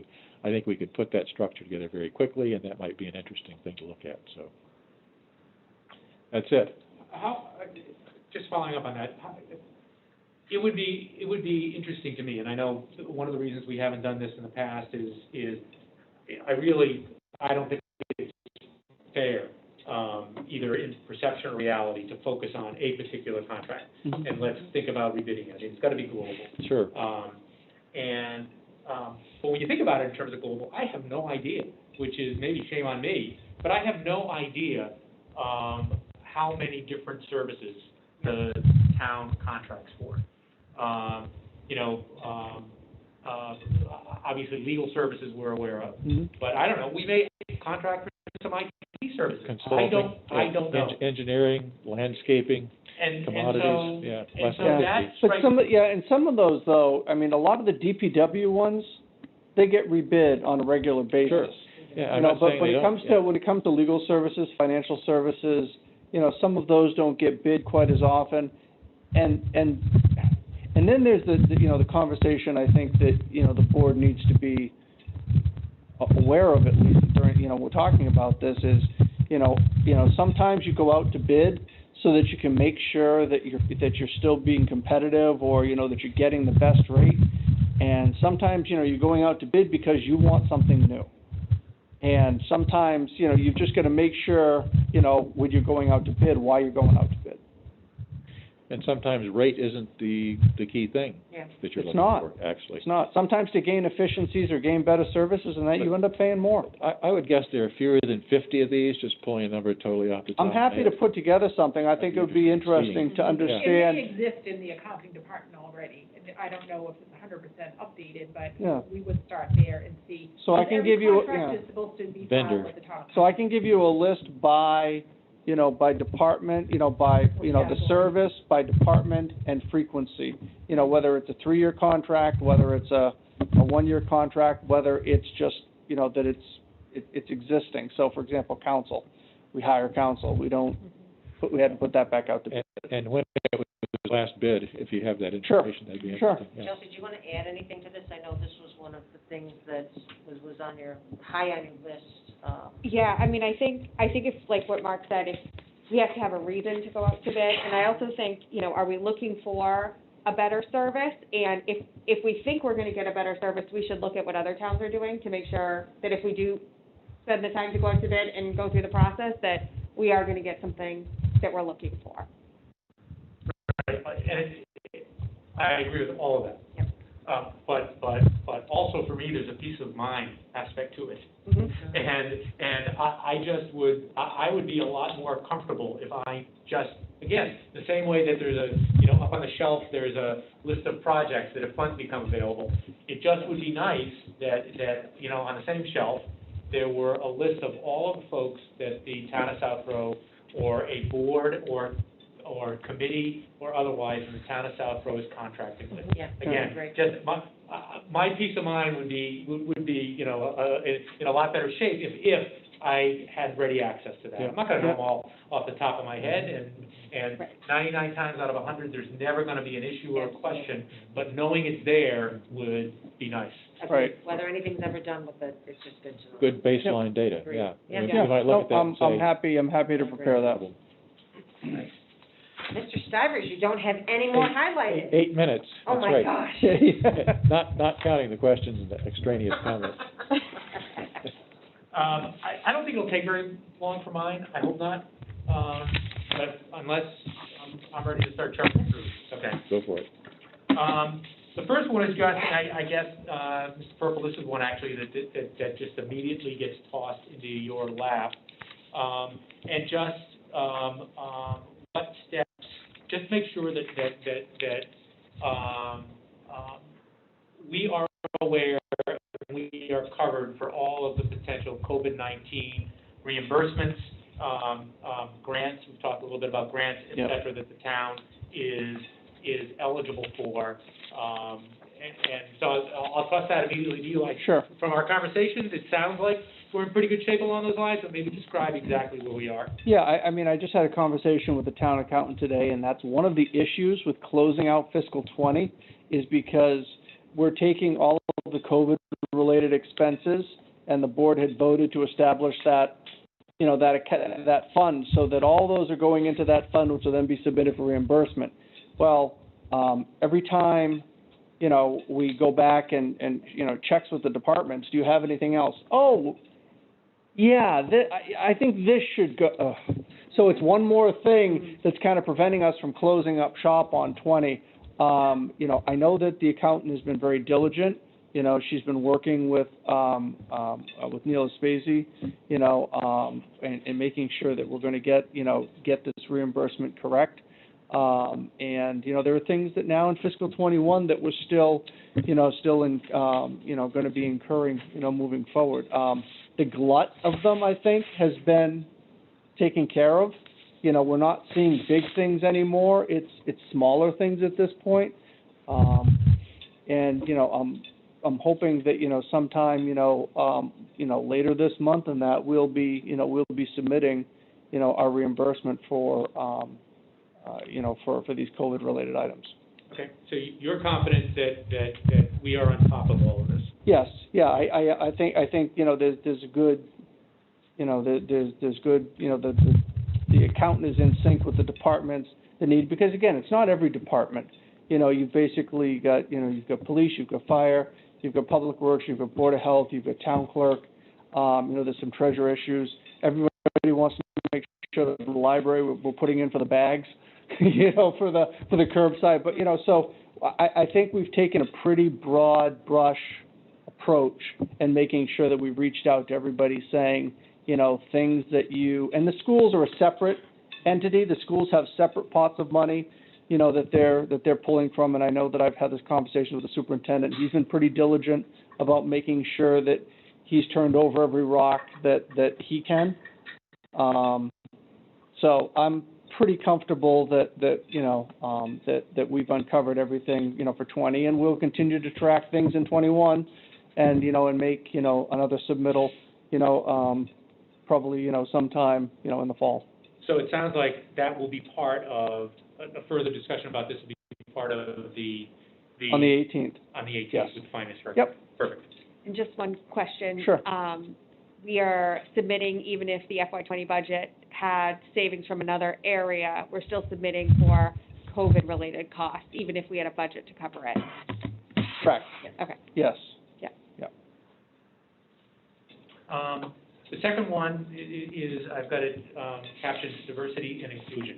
And I tried, you know, and there's no one-size-fits-all for the way a particular community approaches, you know, the issues that have come to the forefront in the last couple of months, which are diversity and inclusion. One of the ways we've already talked about, and that is looking at it from a housing, planning, zoning perspective. And it sounds like there's general agreement that we need a, sort of all hands on deck. And again, for a lot of this stuff, a lot of my items are just areas where it just seems to me that the Board of Selectmen need to be the drivers. And even if it doesn't fall squarely into our area, like, in planning and zoning, we don't do planning, we don't do zoning, but we can drive the process that brings a focus to that and make sure that it's prioritized. The other two areas, again, thinking about it from a systemic standpoint, are twofold. Number one is public safety. And I think we're incredibly fortunate in Southborough, with Chief Paulus and with the people that the previous boards of Selectmen, the town administrator, and the police chief have hired, that we've got a pretty impressive group of police officers in the town of Southborough. Yep. That being said, I think it's incumbent upon us to take a good, hard look at our department and put together a framework with Chief Paulus to make sure that issues of fairness in policing, I'm not saying they're not being properly addressed, but for us to have comfort that this is the system that's in place. These are the reporting lines that are in place. This is the training that's in place for his officers to make sure that what, from my anecdotal observation, has not been a problem, an issue for our police department from a public safety standpoint, but that it doesn't become an issue. I guess twofold. Number one, that there hasn't been an issue that we've missed for some reason. Hopefully that's not the case. And number two, that we have systems in place that we're comfortable with from a training standpoint, from a reporting standpoint, and the other one has to do with more broadly than just the police department, but from an outreach and hiring standpoint, that we have a sensitivity and we're acting on that sensitivity to make sure that, again, diversity and inclusion are part of our thought process, of our hiring process, of our, and again, particularly from a policing standpoint, because that's one of the main issues. So anyway, my thought about that is to, relatively early, and August 18th is a crowded agenda, but maybe as early as September 1st, and it gives Chief Paulus a month or so to think about it, and have one of the agenda items to have a deep conversation with him about these items and other items that other folks may have on the board and that Chief Paulus might have, to make sure that, again, from a training, from a reporting, from a hiring, and I suspect there's other items in there as well, that we're doing the right thing from a public safety standpoint. Does that make sense? Yes. Yep. Okay. And I think having the chief come in as well, he may be able to reassure people that may have a concern or wonder as to how our Southborough Police Department is dealing with some of these issues. So I think it's a twofold. I think it gives the chief an opportunity to share with us what's currently being done. I agree with you that we're very fortunate with the police department that we have, and I think recent incidents have shown that. And I think it speaks volumes for the staff that we do have. Yeah, I mean, in my private world, where I'll constantly have conversations with people where, for whatever reason, we are being particularly rigorous about looking at somebody's performance or their hiring practices or things like that. And sometimes, people will get their back up a little bit, and I'll go, "You're missing the point.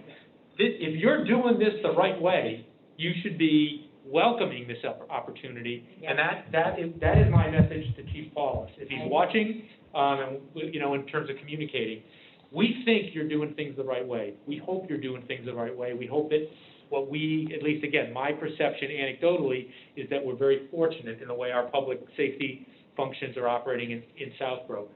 But a rigorous examination of that, and again, making sure our processes, it should be taken defensively, and I don't think he will. I agree. But an opportunity to sort of reassure the community, reassure us that yes, in fact, we are doing things the right way, and we're cementing in processes and the like to make sure that we continue to do that. I think the process the chief went through to get the department accredited, on a state level, and going through, and that required going through all of your policies, going through all your procedures, making sure you're doing things the right way. I agree, I think he'd welcome discussion. Yeah. So is that something you'll reach out to the chief and then I will. schedule him for one of our September meetings too? And individually, if anybody, I mean, again, I had three things, you know, that I thought, again, you know, from a training standpoint, from a reporting standpoint, how does he make sure that if there is a report that somebody was treated unfairly, or that a comment was, whatever it is, what processes are in place to make sure that gets to the right people, and how is it papered to make sure that it's addressed. And then the final one is hiring, which leads into my discussion more broadly about departments. So anyway, if there's anything else besides those or that expand on those, shoot me an email, and I'll wait for a week or so to have my conversation with Chief Paulus.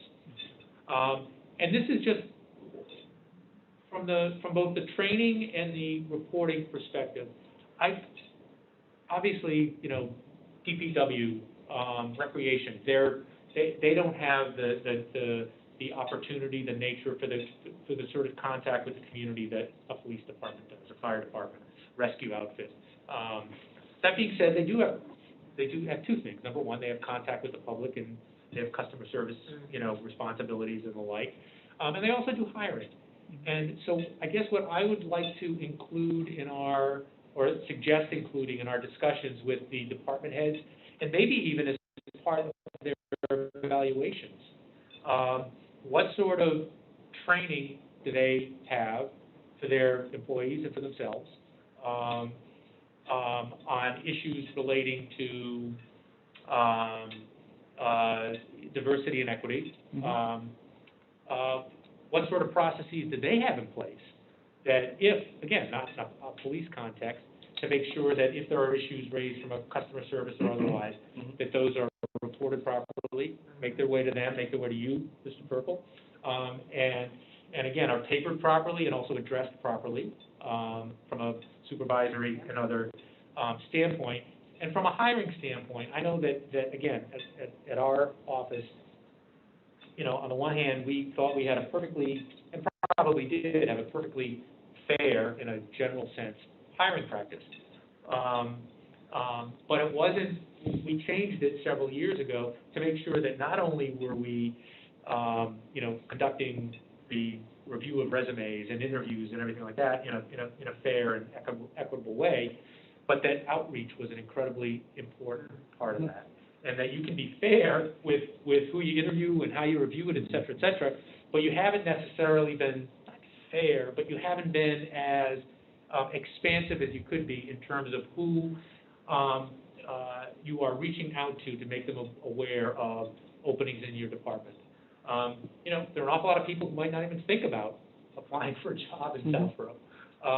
But if Southborough is reaching out to them, you know, are we, I don't know, I don't know exactly how we post positions, you know, but are we posting them in positions that enhance our ability to get a broader, you know, and more diverse pool of people applying for it? And I think this kind of all ties back, because Vanessa will speak very well on this. So just, but globally, this ties back to some of the, I think it was the thing that Sam had brought up in terms of personnel board, personnel director, and it's not so much the board, but the personnel functions in this town are very fractured, and they fall in various silos.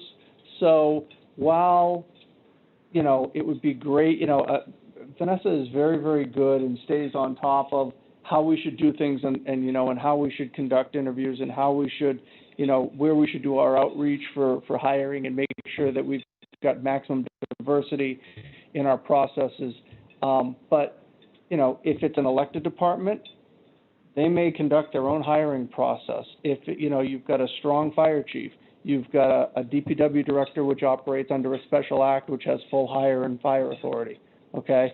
So it's very difficult to put stringent standards in place that everybody has to follow because we don't have that centralized authority to do that. I hear you, and I don't disagree with that, and I understand, and Ms. Hale, I don't want to, but that being said, this is important. You know? It absolutely is. Yeah. And I think that, you know, I'm not interested in stepping on anybody's toes or telling them how to do their department's job or anything like that, but I think it is important for the town of Southborough, whatever the department is, that we make a statement that, in terms of the way we think about hiring, that we are going to do everything possible to make sure that the pool of people who might consider working for the town of Southborough is as broad and diverse as possible. And I think And that. I can't imagine there's a department head who disagrees with But that I think statement. it's extremely, you know, just because it's not being done doesn't mean this board shouldn't, you know, make a statement and should say, this is how we should be doing these things, and this is our expectation. And everything that comes before us, we're gonna want to make sure before, you know, we have something in front of us, that this is how it's been done. And this is the expectation for those departments that control your own hiring. Mm-hmm. You know, we're expecting everybody to do this as a town. I don't care elected, appointed, or otherwise. So I think that direction, that leadership should come from this board. Marty, I think, Yeah. to Mark's point about, you know, there's a fair amount of autonomy out there, we actually vote on contracts for a lot of these folks.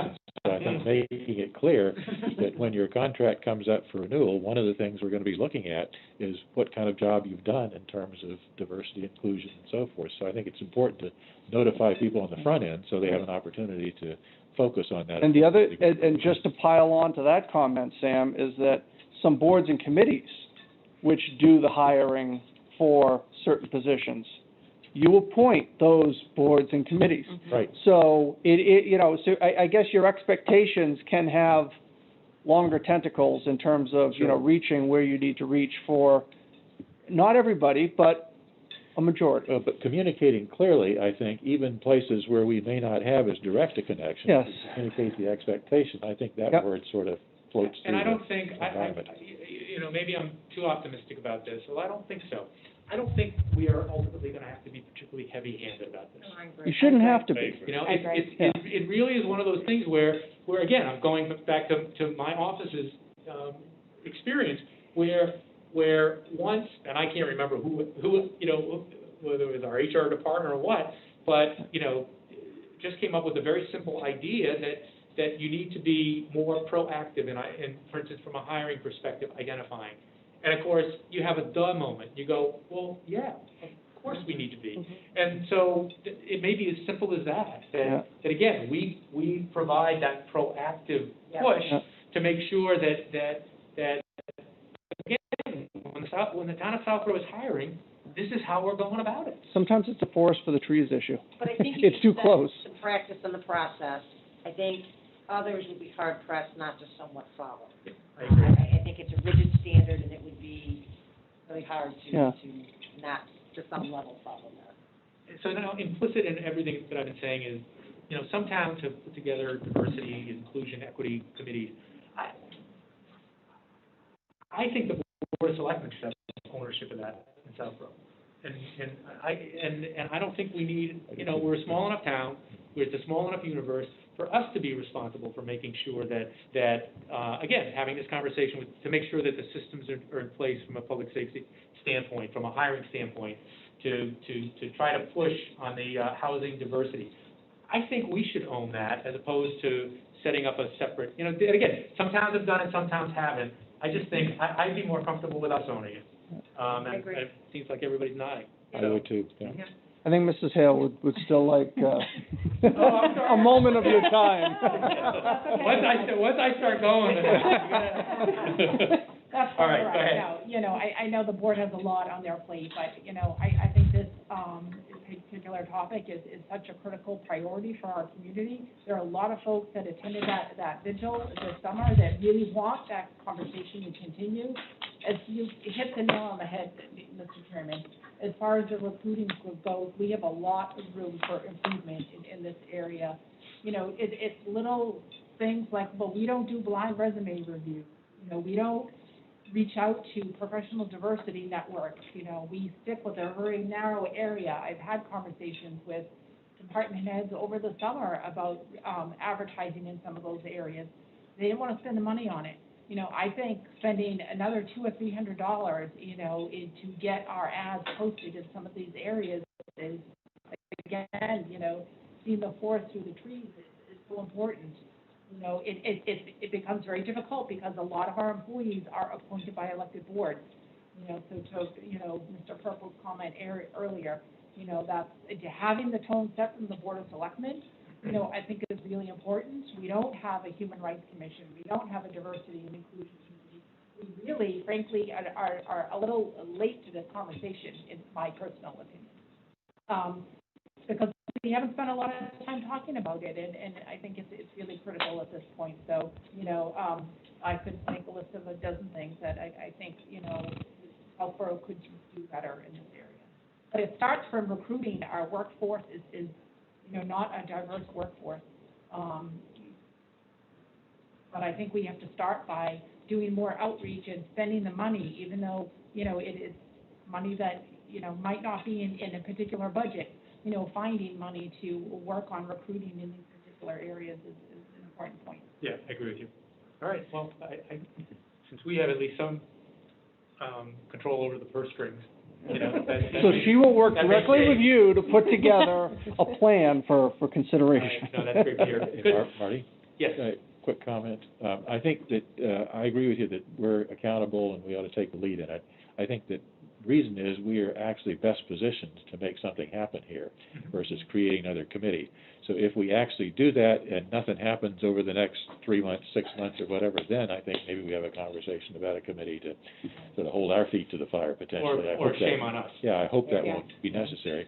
I also think it's important for us to think about some metrics as we go forward to figure out, are things happening, what are we doing, and maybe report on those kind of things periodically that would reinforce the commitment to it. So I'm not sure what those metrics would be, but that would be an interesting conversation too. Well, again, I think that is, that would fit very easily and nicely with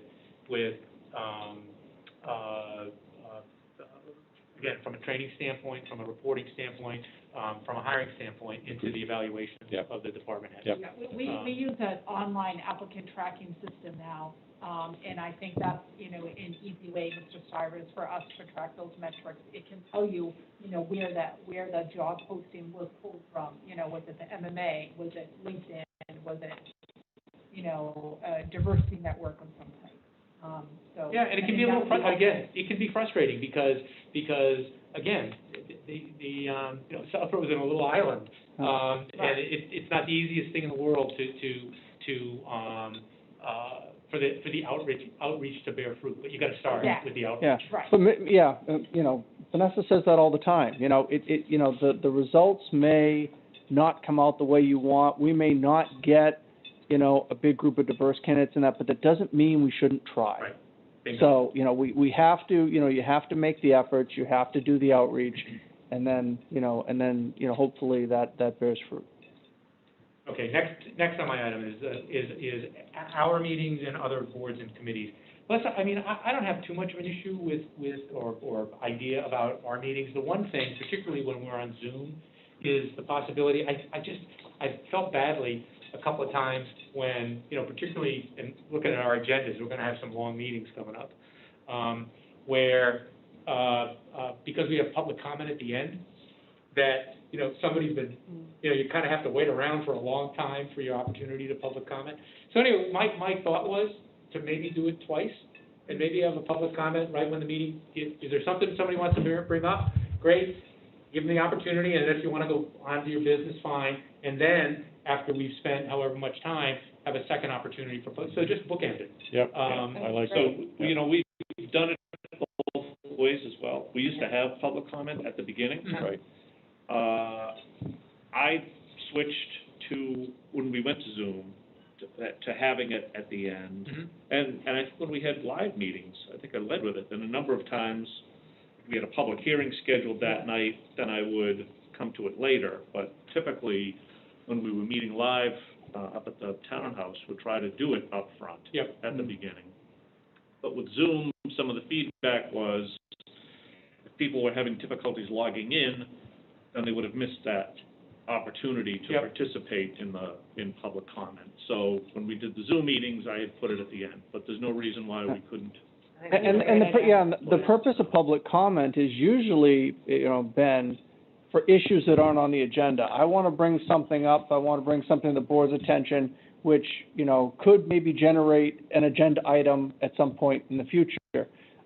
Because the board has always said, there's been a couple of times someone's got up and said, I want to talk about this.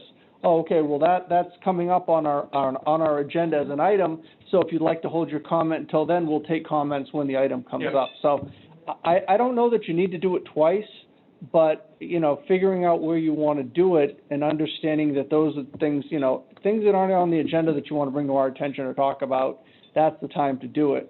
So I think you just need to pick a place.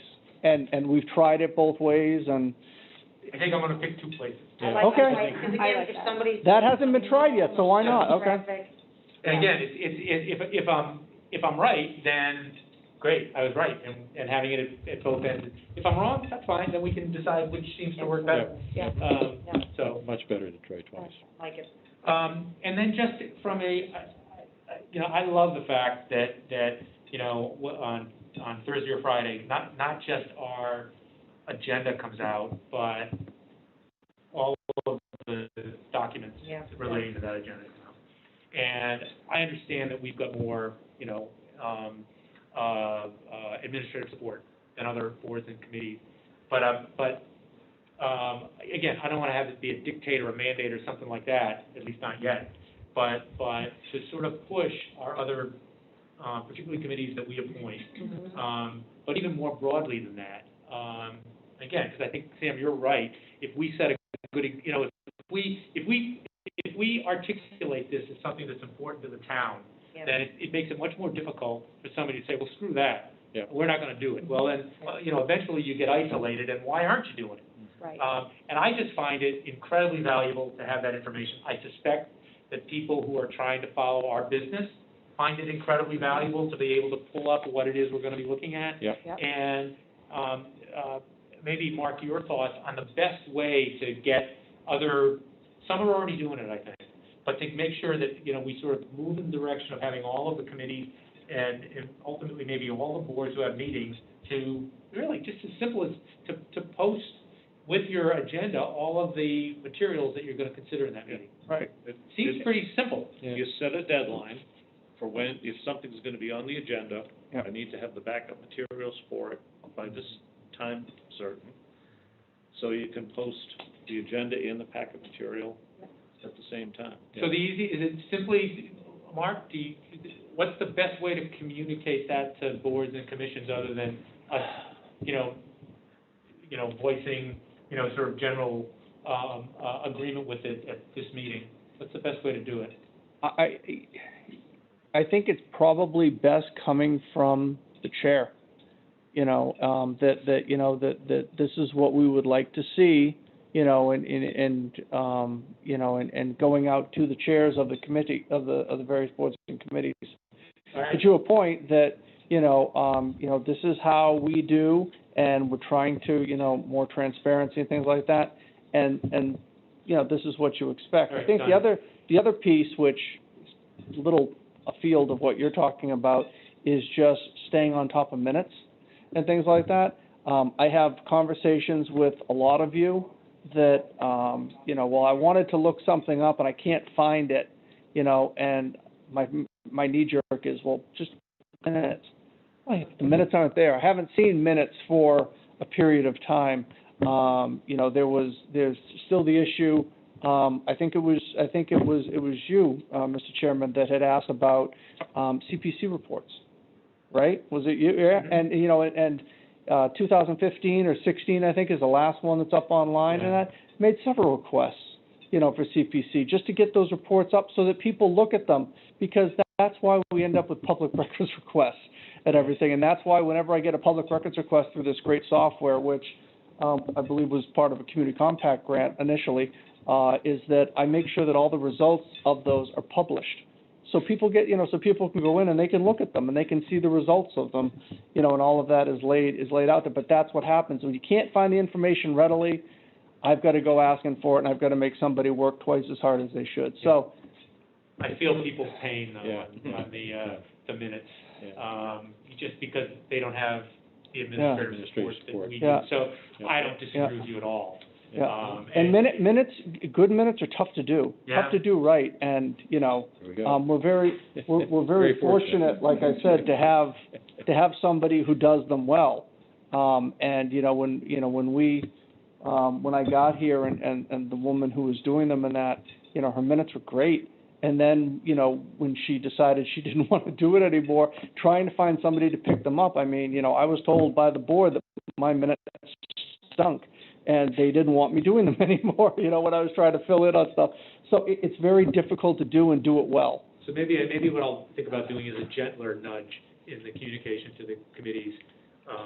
A stronger nudge with respect to the packets, but a gentler nudge with identify any issues relating to minutes and let's see if we can reach some, meet some sort of standard about getting them.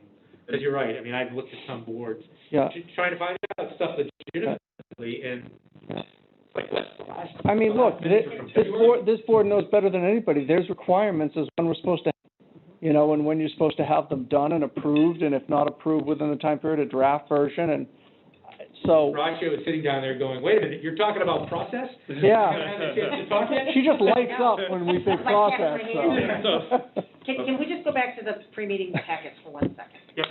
So there are probably going to be some boards and committees, smaller committees, that may not be clear on, they don't have staff, so how are they gonna go about getting it all together? So I think we need to, if we're going to institute this, that we'd like everybody to do this through, and I hate to give more work to Vanessa or Mark, but I think they need to be able to have someone they can go to and say, well, this is what I have, and how do I go about doing this, and getting it to the clerk and doing whatever. Yep. I think we need to offer some level to start. I mean, Yep. eventually they need to learn how to do it, and, eventually it's our boards and committees' responsibility. And one, just. Go ahead, Ryan, that was it. Just to tag on to that, and, recognizing that some boards and committees don't have the administrative help, but if they do have website, if there's a document that they can make sure that is posted on the website and is publicly available. Yeah.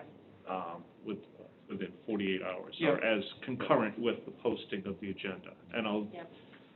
just pick on planning board as an example. If somebody submits, a number of drawings and reports for an item that they're going to consider, not necessarily put the burden that it has to be in a packet that's Yeah. posted on the website, but, a link to There's all a the link to- documents associated with this is on the planning board website. No, that's a very good point. And they do a good job of that generally. Exactly. Yeah. I'm not saying they don't Yeah. at all. They Yeah. do, and I think that's a good resource, though, for other boards and committees, if they all have a page, As an example. on the town's website, and if they can, be instructed how to upload Yep. files and documents there. Again, I think the key point is making sure that information is available concurrent with the agenda. No, I agree with that completely. Lisa, I agree with your point.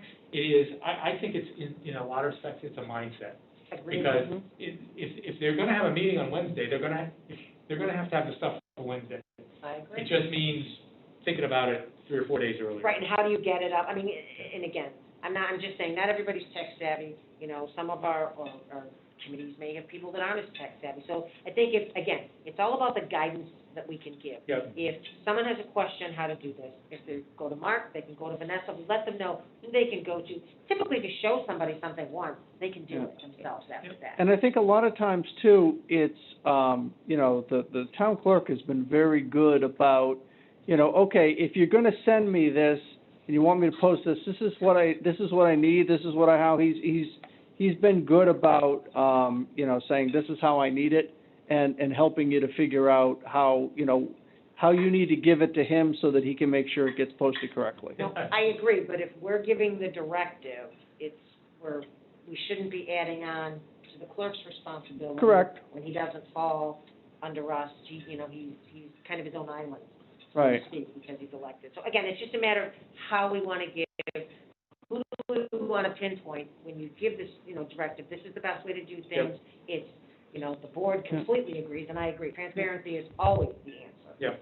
And, So if you want to go a little slowly on this, Mr. Chairman, maybe this is something that, you know, that the new part-time IT person could help with, because, you know, I can see the face under the mask that he's making over there with regards to, because I looked at Tom, and Tom didn't look at me. Because, you know, it's like, okay, so I'm going to have to help to facilitate, you know, helping people get things in their format that we need to and do things like that. And he's an excellent teacher. It's just a lot more time. So We also have templates. I got a call the other day from a board, you know, who wanted a template, you know, for meeting minutes, because they really weren't sure if they were doing it in the right format, you know, was it really, you know, up to par? So, you know, I think we could spend a little bit more time in enhancing some of our, you know, template type of documents that would be user-friendly. And I have no appetite for being heavy-handed about any of this. Yeah. Again, believe me, the fact that people are willing to volunteer their time, you know, more, please. Major plus. It's not to be heavy-handed. It's to I think make their job easier, because if the information is out there, then folks who are interested are more likely to, you know, weigh in, et cetera. So I don't plan on being heavy-handed, but I'll talk with you, Tom, and you, Vanessa, Sure. and maybe figure out the right tone for communication. Yeah. To make it clear. Brian writes a great letter. I can be a nice guy. I have to work harder at it, but I can be a nice guy. I have one point to that. Yeah.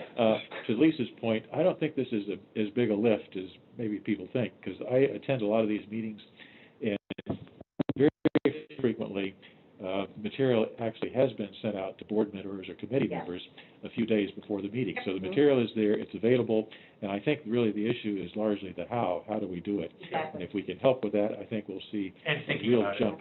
Real jump in support for it. And there may be a few holdouts that you got to work on, but I think we can make great progress with a little bit of technical I help. agree. And the last thing on the meetings is just Southborough Access Media. Sorry, can we just go to the minutes? Oh, I'm sorry, yeah. I've also watched some committee meetings where they've approved the minutes, and then they don't get posted. So they've done all the work, and there's no issues with them, but they're not loaded. And there's that letter from the clerk's office saying, I'm looking for your minutes from X date, and some of them go back as far as January. So I think we need to maybe look at the list from the clerk's office and reach out to those folks and say, do you need help with this, or kind of what's the holdup, especially if they're already approved. I don't know why they're not posted. Yeah, that doesn't make a There are, lot of sense. so, No, that's worthy so of. it seems Follow up, like something's just getting held up for whatever reason, but they're done. Yeah. Well, they appear to be done. Yeah. Well, and part of that may be that some of those emails that are going from the clerk's office saying that, you know, you don't have these minutes are going to town email, and some people don't look at their town email. Yeah. Right? So this all ties back. Yeah. Yeah. That's a whole other thing. Yeah, well, just curious, with that, how many people were participated in the training last night about town email? I believe it was 15 that participated live, and then I had at least 4 that watched the recording. Oh, Okay. pretty good. Do you know how many boards and committees, different boards? Yeah. How many different boards and committees are represented? Do you offhand? Okay, all right. Okay. Just Southborough Access Media, and just, I mean, obviously they do a terrific job for us, but it's both sides of the coin, both boards and we're in a weird environment because of Zoom, everything and the like, but you know, eventually we're going to go back to actually meeting in person and really try to push as many boards and committees as possible to televise. Right. I mean, I think a lot of people have gotten used to being able to watch all the meetings. I mean, I've gotten used to it, you know, I'll go on the elliptical and, you know, I entertain myself by watching a historical commission meeting. Everyone's sick. Huh? Sick. Yeah. You work out a lot longer than you expected to, because you. Well, some meetings, like, please end. No. My legs are getting tired. So, but anyway, just generally, it's nothing we have to decide or anything tonight, but just, eventually we're gonna come out of Zoom, and I think an awful lot of people have gotten used to being able to watch Yes. everybody's meetings. And it's a terrific way to follow what's going on in town. This was actually directed from this was actually directed from the selectmen at one point. We'd like to see more meetings televised. Yeah. And silver lining for everything that's going on, you can now, you've actually got that. Is there- Some of the holdouts, actually, I think, are now on board in terms of they're comfortable with Zoom. I expect that we'll find it much easier to get people Yeah. to support that through Sam later on. So Sam can't be at every meeting though, so is there a way that we can wire our meeting rooms Yep. so that we don't need to have somebody physically there to manage that? Strikes me as an IT question. We can discuss, phone calls. Okay, Okay? thank you. But yeah, very much along those lines. How do we maximize? Yep. Eventually, again, right now it's amazing when you go to the YouTube site. Yep. I mean, you've got this whole, Yeah. Chinese, menu. Do I want to watch that? Do I want to watch this? I mean, it's nice. Yeah, Almost as good as Netflix. Very, I'm sorry? It's almost as good as Netflix. Close. What window do I want to click? Yeah. One other thing I will just say really quick is that by watching some of these other committee meetings and everything, boards and committees that don't get public attending them, that don't have anybody else in the room with them, is the fact that some boards and committees struggle a little bit on how to run a meeting. And they have reached out to both Vanessa and I, a couple, and said, we'd like to get some training on that. And we've struggled to try to find some type of training. And so, we're reaching out to our other peers in other communities and how, what have you done? How have you done? Because there really is not a good, a tool that we found so far in terms of training boards and committees how to run good meetings. Could I make a suggestion on that? Sure. I've seen a number of those meetings myself and been struck by that. I mean, I think there is a very simple first-order solution, which is the half-page checklist. Mhm. So Yeah. here are the things you need to do every meeting. Simple things like have a roll call vote, and when you vote on minutes, for example, the roll call vote, and when you vote to adjourn the meeting, I've seen a number of meetings that, okay, we're done, goodbye kind of thing. Yep. So and that's not a huge thing, but the basics, I think, are very simple in terms of these steps that are critical in terms of, complying with the requirement that Right. people are more than willing to do if Yep. they know what to do. So to me, a one-page or one Cheat sheet. paragraph Yeah. email memo to the board chair saying, just a reminder, Yeah. everybody's probably doing this, but Yeah. just keep this in mind as you do these meetings. I think people would appreciate that.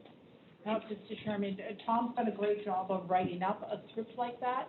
I think it might be Right. something that we need to send a refresher to all our chairs of our boards and committees, because not everybody has really gotten that. Yeah, I was gonna say, I thought I'd seen something like that. Yeah. Okay, yeah. You and I reviewed it, actually. Yeah, okay. I wasn't, Part of it is, I know at least a couple of committees who actually really aren't on town email yet, so I'm sure it got sent to them. But as we clean up that process, I think we'll have better communication as well. Yeah, but see, it all circles back to the town, we've got everybody, all boards and committees are on town email. They just don't use it. Yeah. And also too, I think, a checklist is great, but I think that our boards and committees also need to understand not going off topic when you have an agenda and the public's watching, you stick to the agenda, and I think that's one of the important things I've seen since Yep. I've been watching Zoom. And again, I don't think anybody's doing anything intentional or trying to do anything wrong, but it's just, they're so not used to having meetings taped and being on camera that your flow tends to be a little bit different. yeah. And I think it's just a refresher to everyone to understand that per open meeting law and, the requirements, is you kind of stick to your script of what's here. Yep. That's still part of the half-page cheat sheet Exactly, thing. exactly, Don't just to forget reiterate yeah. that as well. So Tom, I'll loop back on that with you as well. Great. So I'm zipping through the downtown and village initiative. Just the very simple thing to that is it's a theme that I've hit a couple of times tonight. And I think I've said this before. I think we've been, EDC's been doing a great job with the downtown initiative. Occasionally, we've left them out on an island a little bit. And, to the extent that good, positive things happen with the downtown initiative, and again, with I hope everybody thinks what I think, and granted I'm biased, but that Main Street is starting to look really nice. Yeah. Even with all the construction still, and I think it's really gonna be nice. And then, hopefully, we clear up the issues with the extension through the rest of Main Street. I mean, I think there's an opportunity to maintain momentum, to really do some nice things, downtown. And I think we have to, be willing to drive that process, and not just leave it to the EDC. And because we can, there are other stakeholders, there's the planning board obviously has an incredibly important role with zoning and the like. They can always, decline our invitation, but we can certainly issue an invitation to come in. We want to, this is important, we want to talk, we want you at the table to be talking about this so that we're not going down this road and it turns out that planning had a completely different view of what we should be doing. Yep. And having all those stakeholders at the table. And there are others as well. I mean, I've talked to Catherine from the Trails Committee and how to tie that in, and I'm going to get the bikes in a minute. So anyway, it's not to do it, but just that whether, I think it's probably going to be on a September agenda, which is, and to invite as many stakeholders as possible to come in and let's talk about this downtown initiative and see if we're all on the same page, and if we're not, why not, and how do we get there? Yep. Right. Zoning board as well is involved in that too. Okay? So do we have a status of where EDC's at with their plan, and can we review that on our own before we meet with them? They're on version 3. We can do that. We can have them come in like September 1 and or September 8th, I guess it's going to be. And then with the idea that September 22nd, then we have a broader meeting, something along those lines. That's a good point. Yep. Next one again, I think this is something, I think it's a good idea, and it's sort of along the line, it fits in, Sam, with what you were talking about in terms of Route 9. I just think that it could be an important function for us to open and generate lines of communication with our businesses. And are we doing things, or could we be doing things that are helpful to them? Obviously, again, the EDC did it, completely independent of us. We're able to, identify, a decent pot of money for some of the smaller businesses, but also the big businesses on Route 9, and get a sense for what they're thinking. Does it make sense to do, sewage? Does that make sense? Or are they going to go, that's crazy, we don't need that. This is what, you want to spend some money, or you want to get some, this is what you should be doing. So I don't have a particularly developed idea on exactly how to do those sort of roundtables, but that's my thought, that we should be thinking about how to, whether it's in September, although September already sounds crowded, in October, maybe start off with some of our, if it's going to be tied to the downtown initiative, our small businesses down there, and invite them, in through Zoom to have a discussion, Can I make a suggestion? Sure. EDC used to actually go out and talk to business owners around town. I don't think they've been doing as much of that recently. Feedback I heard on that was always very positive, and surprised the business owners would say, gee, I'm amazed that you're knocking on my door. I think it might be an interesting idea for us to divvy up some of that and go out and call on some people, not only business owners, but developers, as we're talking about Route 9, to say, if you are thinking about putting money into Southborough, what kind of things would be interesting to you and motivating and whatever. Yeah, because maybe it's a lot easier to get them to come to, to sit down 6 feet apart, at Morrow's than it is to say, come to one of our meetings. Yeah, exactly. If I may kind of tag onto that, Sam, so one of the things that Brian Schifrin and I had done was, I would go with Chris Robbins, and we would go to individual businesses. You would have a selectman go with an EDC member. You would have a conversation. We met with the president of at the time, it's now Reliance, over on Newton Street. The person in charge of the facility came in. We had a great conversation about, letting them know that the town is interested, the town values them being in the town, and it carries great weight. And I know through other times, I mean, all of us, Brian, I'm sure you've had conversations as well, being on the board. We've done this, but maybe to put a more concrete program in place. It was very successful. We met with the Bin, and I mean, there's a whole list of people, but, you know, we just went in and had a conversation. Sometimes it was 5 minutes, sometimes it was an hour, but it was letting them know that we valued them as a business, in the town of Southborough, and anything that we could possibly do to help them, and just to let them know that we're here and. Yeah, that's the framework for the sort of thing I'm thinking So about. it's already kind of, we've done it in the past. We could certainly, change it and do better even, but you know, I mean, it was just a quick thing that was thrown together that we started doing, and it was wildly successful. So think about it, I'll Great put it on idea. an agenda at some point for, and we can sort of crystallize exactly the way we go about it. Maybe everybody's interested in doing, you know, we'll talk about it, anyway. The community center is interesting, and I had a conversation with Kathy Cook about this. That clearly is one of the large capital items that folks in town have talked about for years and years and years. And so when I say thinking outside the box, you know, I am about to jump back in the water with with our various pilot entities, and one of the things I'm at least going to take their temperature about is whether or not there's a community center concept that might include our private schools. In other words, is there a way to think about the community center that serves the interests of the town of Southborough, but also maybe provides something that the schools don't have, and in a way that might enhance our ability to fund something like that.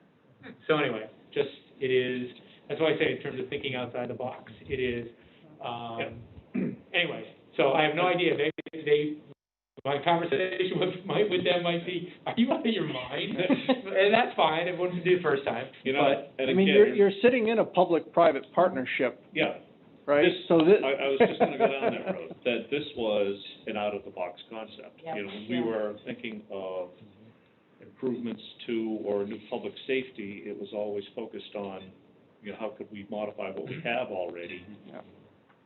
This came up, you know, all sorts of light bulbs went off, and so this is a great opportunity. I think something like that has to happen for the community center. You know, I'm the one who stood up in front of town meeting to convince everybody to purchase that building back in '03, whenever it was. Yep. And if you go back, as part of that presentation, it probably included discussion about, you know, we'll have a short-term use for the senior center, and long-term, we Yeah. have plans to build a new community center on that parcel. In geological timeframes, short-term. And we're long-term. pushing 20 years now when Yeah. that happened. You know, but things like there's a large landowner up on, Newton Street. Yep, oh, yeah. You know, and there's a big piece of, you know, anyway, I just think for a community center to happen, Yeah. there's gonna have to be some creative thinking.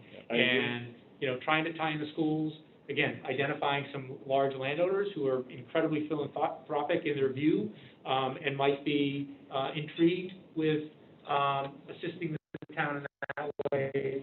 Again, Can I add one? I think it's worth the effort. Yeah. One dimension to that, not only landowners, there are actually some very wealthy people in Southborough. And so. I've noticed that. And sometimes the concept of having something named for their family is an interesting thing. I think that we could actually do a little bit of targeted outreach to have some of those conversations and look for interest. And some of those people don't own a lot of property, particularly in town, but might have roots in the community, might be interested in talking with us about it. So we're some brainstorming down the line, but I'm gonna make some initial, treaties and see what happens. So, all right, number 7 for me, is, spikes. And I talked to the, you know, if you look, I used to be a more avid biker than I am, although I'm convinced I'm gonna start doing it again. But there are a lot of them in Southborough. And it's sort of interesting, you know, there are these great, rails to trails places around that touch upon Southborough. They go to, you know, they come from Sudbury and they go to Framingham, and then the one that starts in Milford and goes down, and then there's a terrific one that goes down in my old neck of the woods. It starts in Worcester and goes along the Blackstone River. Yeah. And eventually, that's going to Newport, you know, all the way along the Blackstone River and then along Narragansett Bay. And so, I guess my question to the Trails people was, is this within your jurisdiction? Do you want it within your jurisdiction? Because there's also kind of a mountain biking aspect to it that's not allowed right now on the state properties that are trails. I think that should change. And their advice, pointing to some other towns, is it makes sense to have a separate, whatever you want to call it, but that is specifically related to bikes. I think, you know, this whole COVID-19 thing has sort of underscored that having that method of transportation is a pretty nice detail, and there's really no reason why Southborough can't be a leader in that area. So the question is, for maybe some discussion in, you know, one of our meetings down the line, does it make sense to think about a bikes, you know, the same way we have a Trails Committee, rec, et cetera, to have a committee that's focused. Believe me, I can, off the top of my head, come up with the bicyclists in town that might be very excited about undertaking that. So anyway. Yep. And the Southborough Century, I mean, you know, centuries are 100-mile races, or you can do 100-kilometer races if you only want to go 60 miles, which isn't all that far for somebody who really bikes. But, I mean, something along those lines, and again, that kind of ties to number 10, which is coming up in a minute. We're set with it, that's 500 laps around the Neary track, right? Yeah, but they have, I mean, you could do it, watch you sitting back, you know, but getting the roads cleared for that is hard. Yeah. But you could do, you know, you could pretty easily come up with a, you know, 5, 6, 7 mile loop in Southborough. You do that 7 or 8 times, and you've got a 50, 60 mile race. Yeah. You know, and you can have a 15-mile race for younger kids. You know, the Gobble Wobble was a couple hundred people the first year they did it, and now they're turning away after they hit 1,200 or something like that. And I just think that it's thinking about something like that, again, with our main streets, it's about to be, you know, a little bit of a treasure, I think. And, you know, tying that to what clearly is a big deal initiative, which is bikes, I think that'd be a good thing for us to be thinking about. Okay. Number 8, we can do, that's just thinking about our town departments and particularly our committees and whether or not we should take a look at their descriptions and everything like that. That's for later. Number 9, we've already kind of talked about, which is the coordinated budget discussions. I really think we're on track to do that with capital planning and with advisory. As I said, I got a nice conversation with Kathy Cook and you know, they've got their, we talked about Chelsea making you the liaison with advisory and tell them to, you know, stay in their place. But, I think we're gonna have a fine working relationship with them. The one thing is, and I'm, get some thoughts on this, the best way, you know, both on an annual basis and longer term to incorporate the schools into our budget discussions. And I don't have any particularly good ideas about that. And we don't have to decide it tonight, obviously, but maybe think about, you know, the good thing is, I'm not even sure who the regional chair is, but I think I've said this before, Roger Challen is the chair of the Southborough School Committee. He's the most reasonable guy in town. So if we have a good sort of blueprint for how, sorry, no, you're reasonable. One of the most reasonable people in town. Shoot. One of the many most reasonable. But anyway, some thought about how we incorporate the schools so that, again, we don't end up in February with their budget sort of dropping in and having to adjust to that. Again, don't need to even talk about it tonight, obviously don't decide it tonight, but ideas for down the line about the best way to do that. And then my last thing is 1727. I was struck when I was looking at it must have been Concord or Lexington, one of them, you know, 1775. And they already have stuff in place for their 300th anniversary of Lexington and Concord. And every day when we come in and out of Southborough, we see 1727. Yeah. You know, it's only 2 years later. And just, I think we should start thinking about what kind of a committee we want to put together, you know, it's 7 years away, but 7 years are gonna clip by pretty quickly, with the sort of thing you want to, we're only gonna turn 300 Yeah, points. yeah. And the next big one is 100 years from then. And some of you may still be around, but I don't know. I got too many comorbidities. Counting on it, yeah. But anyway, to think about what we want to start, how we want to put together a committee to start thinking about what we want to do for Southborough's 300th anniversary. And maybe we have a big bike race. I think it's a great opportunity for a sense of community kind of thing. So Great. I think we ought to focus on bringing as many people into that as we can, make it a really big deal community-wide, include schools and everybody, basically. All And again, kinds of things like Heritage Day. Yep. You know what I mean? It brings people together. You could do that at so many different places. People could stop all around town. And the earlier we start thinking about that, I think it would be entirely reasonable to at least have the contours of what a committee would look like, Yep. In place in fiscal year, what are we, 21? 21, yep. You know? I agree. Because it will, if we do it right, it's gonna take a lot of planning. And, as I said, I was struck when I saw all the planning that's already in place for 1775, in Lexington and Concord. So, that's number 10 on my list. So, and everybody seems to be nodding, so I'll take it that's Sounds good. I'll place that on an agenda at some point down, Yeah. in October or so and get input from, our other boards and committees and just the town of Southborough generally. And one of the things that's frustrating is I look at all these surveys and, 200 people respond, Yeah. So think about a survey and a way to get 500, 800 people responding to a survey about what they want to do for the 300th celebration. It's a great opportunity to get some of the younger families in town involved that may step up to volunteer for something like that. And I think, again, great opportunity. involving the schools in that survey process, I think, gets at some of that larger population. That's a good So- point. Yeah. Anyway, that's my list. The final thing is unrelated to the list, but Lisa did a terrific job. I stayed for part of it for an Eagle Scout presentation. I guess through your son, had a relationship with the family. Through school, So, yep. And I didn't realize this, but periodically we get invitations for Eagle Scouts or for other presentations. I mean, the one I did last year was for the scholarships, but they come in periodically. And just figuring out, I'm assuming that everybody would be interested in doing them eventually. Happy to help, You know? And so the next one happens to come up, I already confirmed to the family that someone from the Board of Selectmen would be there. And it's August 29th. I actually thought that I would be able to do it. I can't. Looks like I'm gonna be out of town that day. We can do it alphabetically, which would mean Malinowski. I'm not going to be in town, but I would love to do it. Okay, for But future. thank you.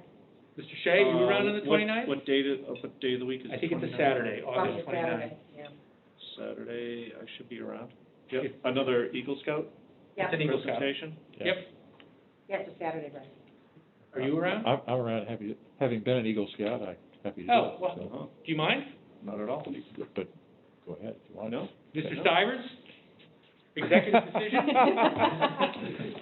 Good, and I will forward you the emails that I exchanged Okay. with the family, and, Edward Gostick. it was, I remember, speaking of Roger Challen, I was not a scout, never mind an Eagle Scout. Mhm. But I had coached his son, Nick, in basketball, and got invited when he became an Eagle Scout, the first ceremony I went to. And it's cool. It is It's cool. So, Sam, I didn't realize, I'm not surprised, but I didn't realize you had been an Eagle Scout. Hey, I survived the experience even. And they really are cool things. And it's there's enough pain in the neck stuff that goes with being a selectman and being able to do stuff like this, which are just, Yeah. pleasant, enjoyable things are worthwhile. So, Sam, the next one's yours, and then Okay. next the next invite I get, either Chelsea or Brian, I'll give you guys the opportunity. Okay. And I'll say that I've often had to learn how to start a fire with 2 sticks and some wood chips in the forest, so it came in very handy. Well, that was just generally growing up, right? In the 1700s when you were... That's correct, yes. So next meeting, maybe we want to shift you to the other side of the table, because you've really alienated the 2 members that you're with tonight, so. I know. Inadvertently and purposely. Yeah. So somebody will tell me what time and where, you'll send me the Yeah, I'll link, send you that's okay. I will send you them, and, I'll copy the woman who I've been communicating with, and she'll be very happy that for sure we've got it covered. Okay. I think that's all we have for planning. Mark, or Vanessa, or both. You've been keeping kind of a running tally of the things we've identified, and maybe, it doesn't have to be on the 18th, but maybe by September 1st, have a list of those things, we can go over it, and maybe even give some timelines. And then I think one of the things we talked about was having, whether it's every couple of months, maybe every month, just a quick, are we moving ahead on enough of these items that it gives us a comfort level? So, does that make sense by September 1? Yeah, the personnel board, a number of years ago, had a little chart at the bottom of their agenda. I think they had mentioned that, these are our, action items. And I think that's a nice way to sort of keep it fresh in our Remind yourself. memory. Yep. A lot of times, we get buried in something like a pandemic or whatever, and things kind of fall off our radar right away. But I think that's a nice way to keep all of us on track. Good idea. It might be something, too, we could post on the Selectmen's webpage. Definitely. Yep. Definitely. Our goal. Anybody, Yeah. anybody from the Yeah. public can go at any time. I mean, it's in the minutes, but it gets buried there. I like having the idea of identifying it on your. Right, having a So it stays fresh. Yeah. a dedicated link that these are our goals for Right. FY '21. Yeah. That's a good Check them idea. off as we go. That's what we Good did idea. on the personnel board agenda. Yeah. The other thing that Vanessa's been asking for is a picture of the board. We need to update the website. We don't have a picture. I don't know if we're just going to say, send us a headshot. Yeah, And we're It going to. should be masked. And we'll do them at that point, and we'll do something like that, but I You did. could do like a screenshot at your next Yeah, meeting you without know. your mask on. Didn't want Chelsea to be offended I that, know. Mr. Calenda's picture is still was still on the website. So we took, we took Oh. it down and, but again, there is no picture of the board, Right. and, there was, also a discussion at some point that we don't have pictures of staff. We don't have pictures, any of that stuff, I think Sam brought that up. Sam, Suggested- yeah. Yeah, I mean, Yeah. couldn't have Yeah. staff pictures, townhouse staff Yeah. at least. Years ago, Yeah. when Janice was still here, we did a staff photo in the town report, because that might have predated our website, actually. I think that's, People didn't really know the face with the name. it's customer friendly. I mean, It is, somebody wants to yeah, call yeah. in, it's helpful to know what, who you're talking to.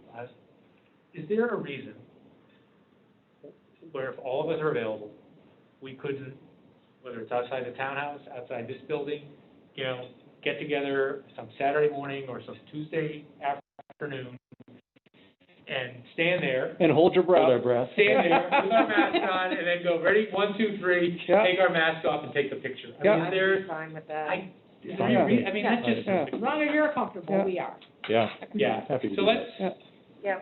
why don't we shoot Mark what our availability is, over the next couple of weeks? Be careful where you put your punctuation there. What did I say? Shoot, You Mark. said, well, let's shoot Mark, and then you paused for oh. a second, and then you kind of went on, so.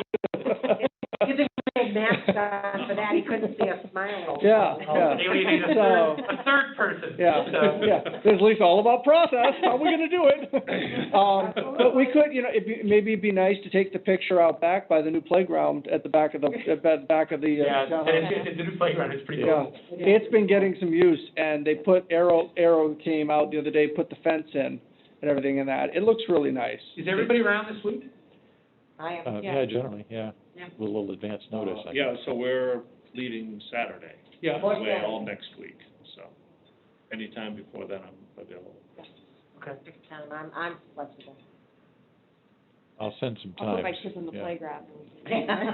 Who gets to go on the slide? Yeah.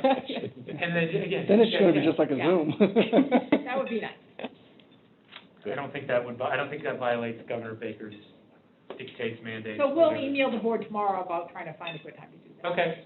Okay.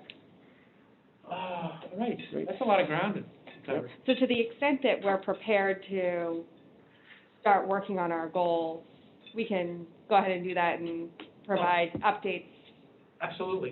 in September when we kind of have that full list and we can fill in as we go. Yeah, and I said September 1, I mean, if there's a, you know, a less formal list already, Vanessa, that you just shoot it out and. Yep, that will come from the minutes.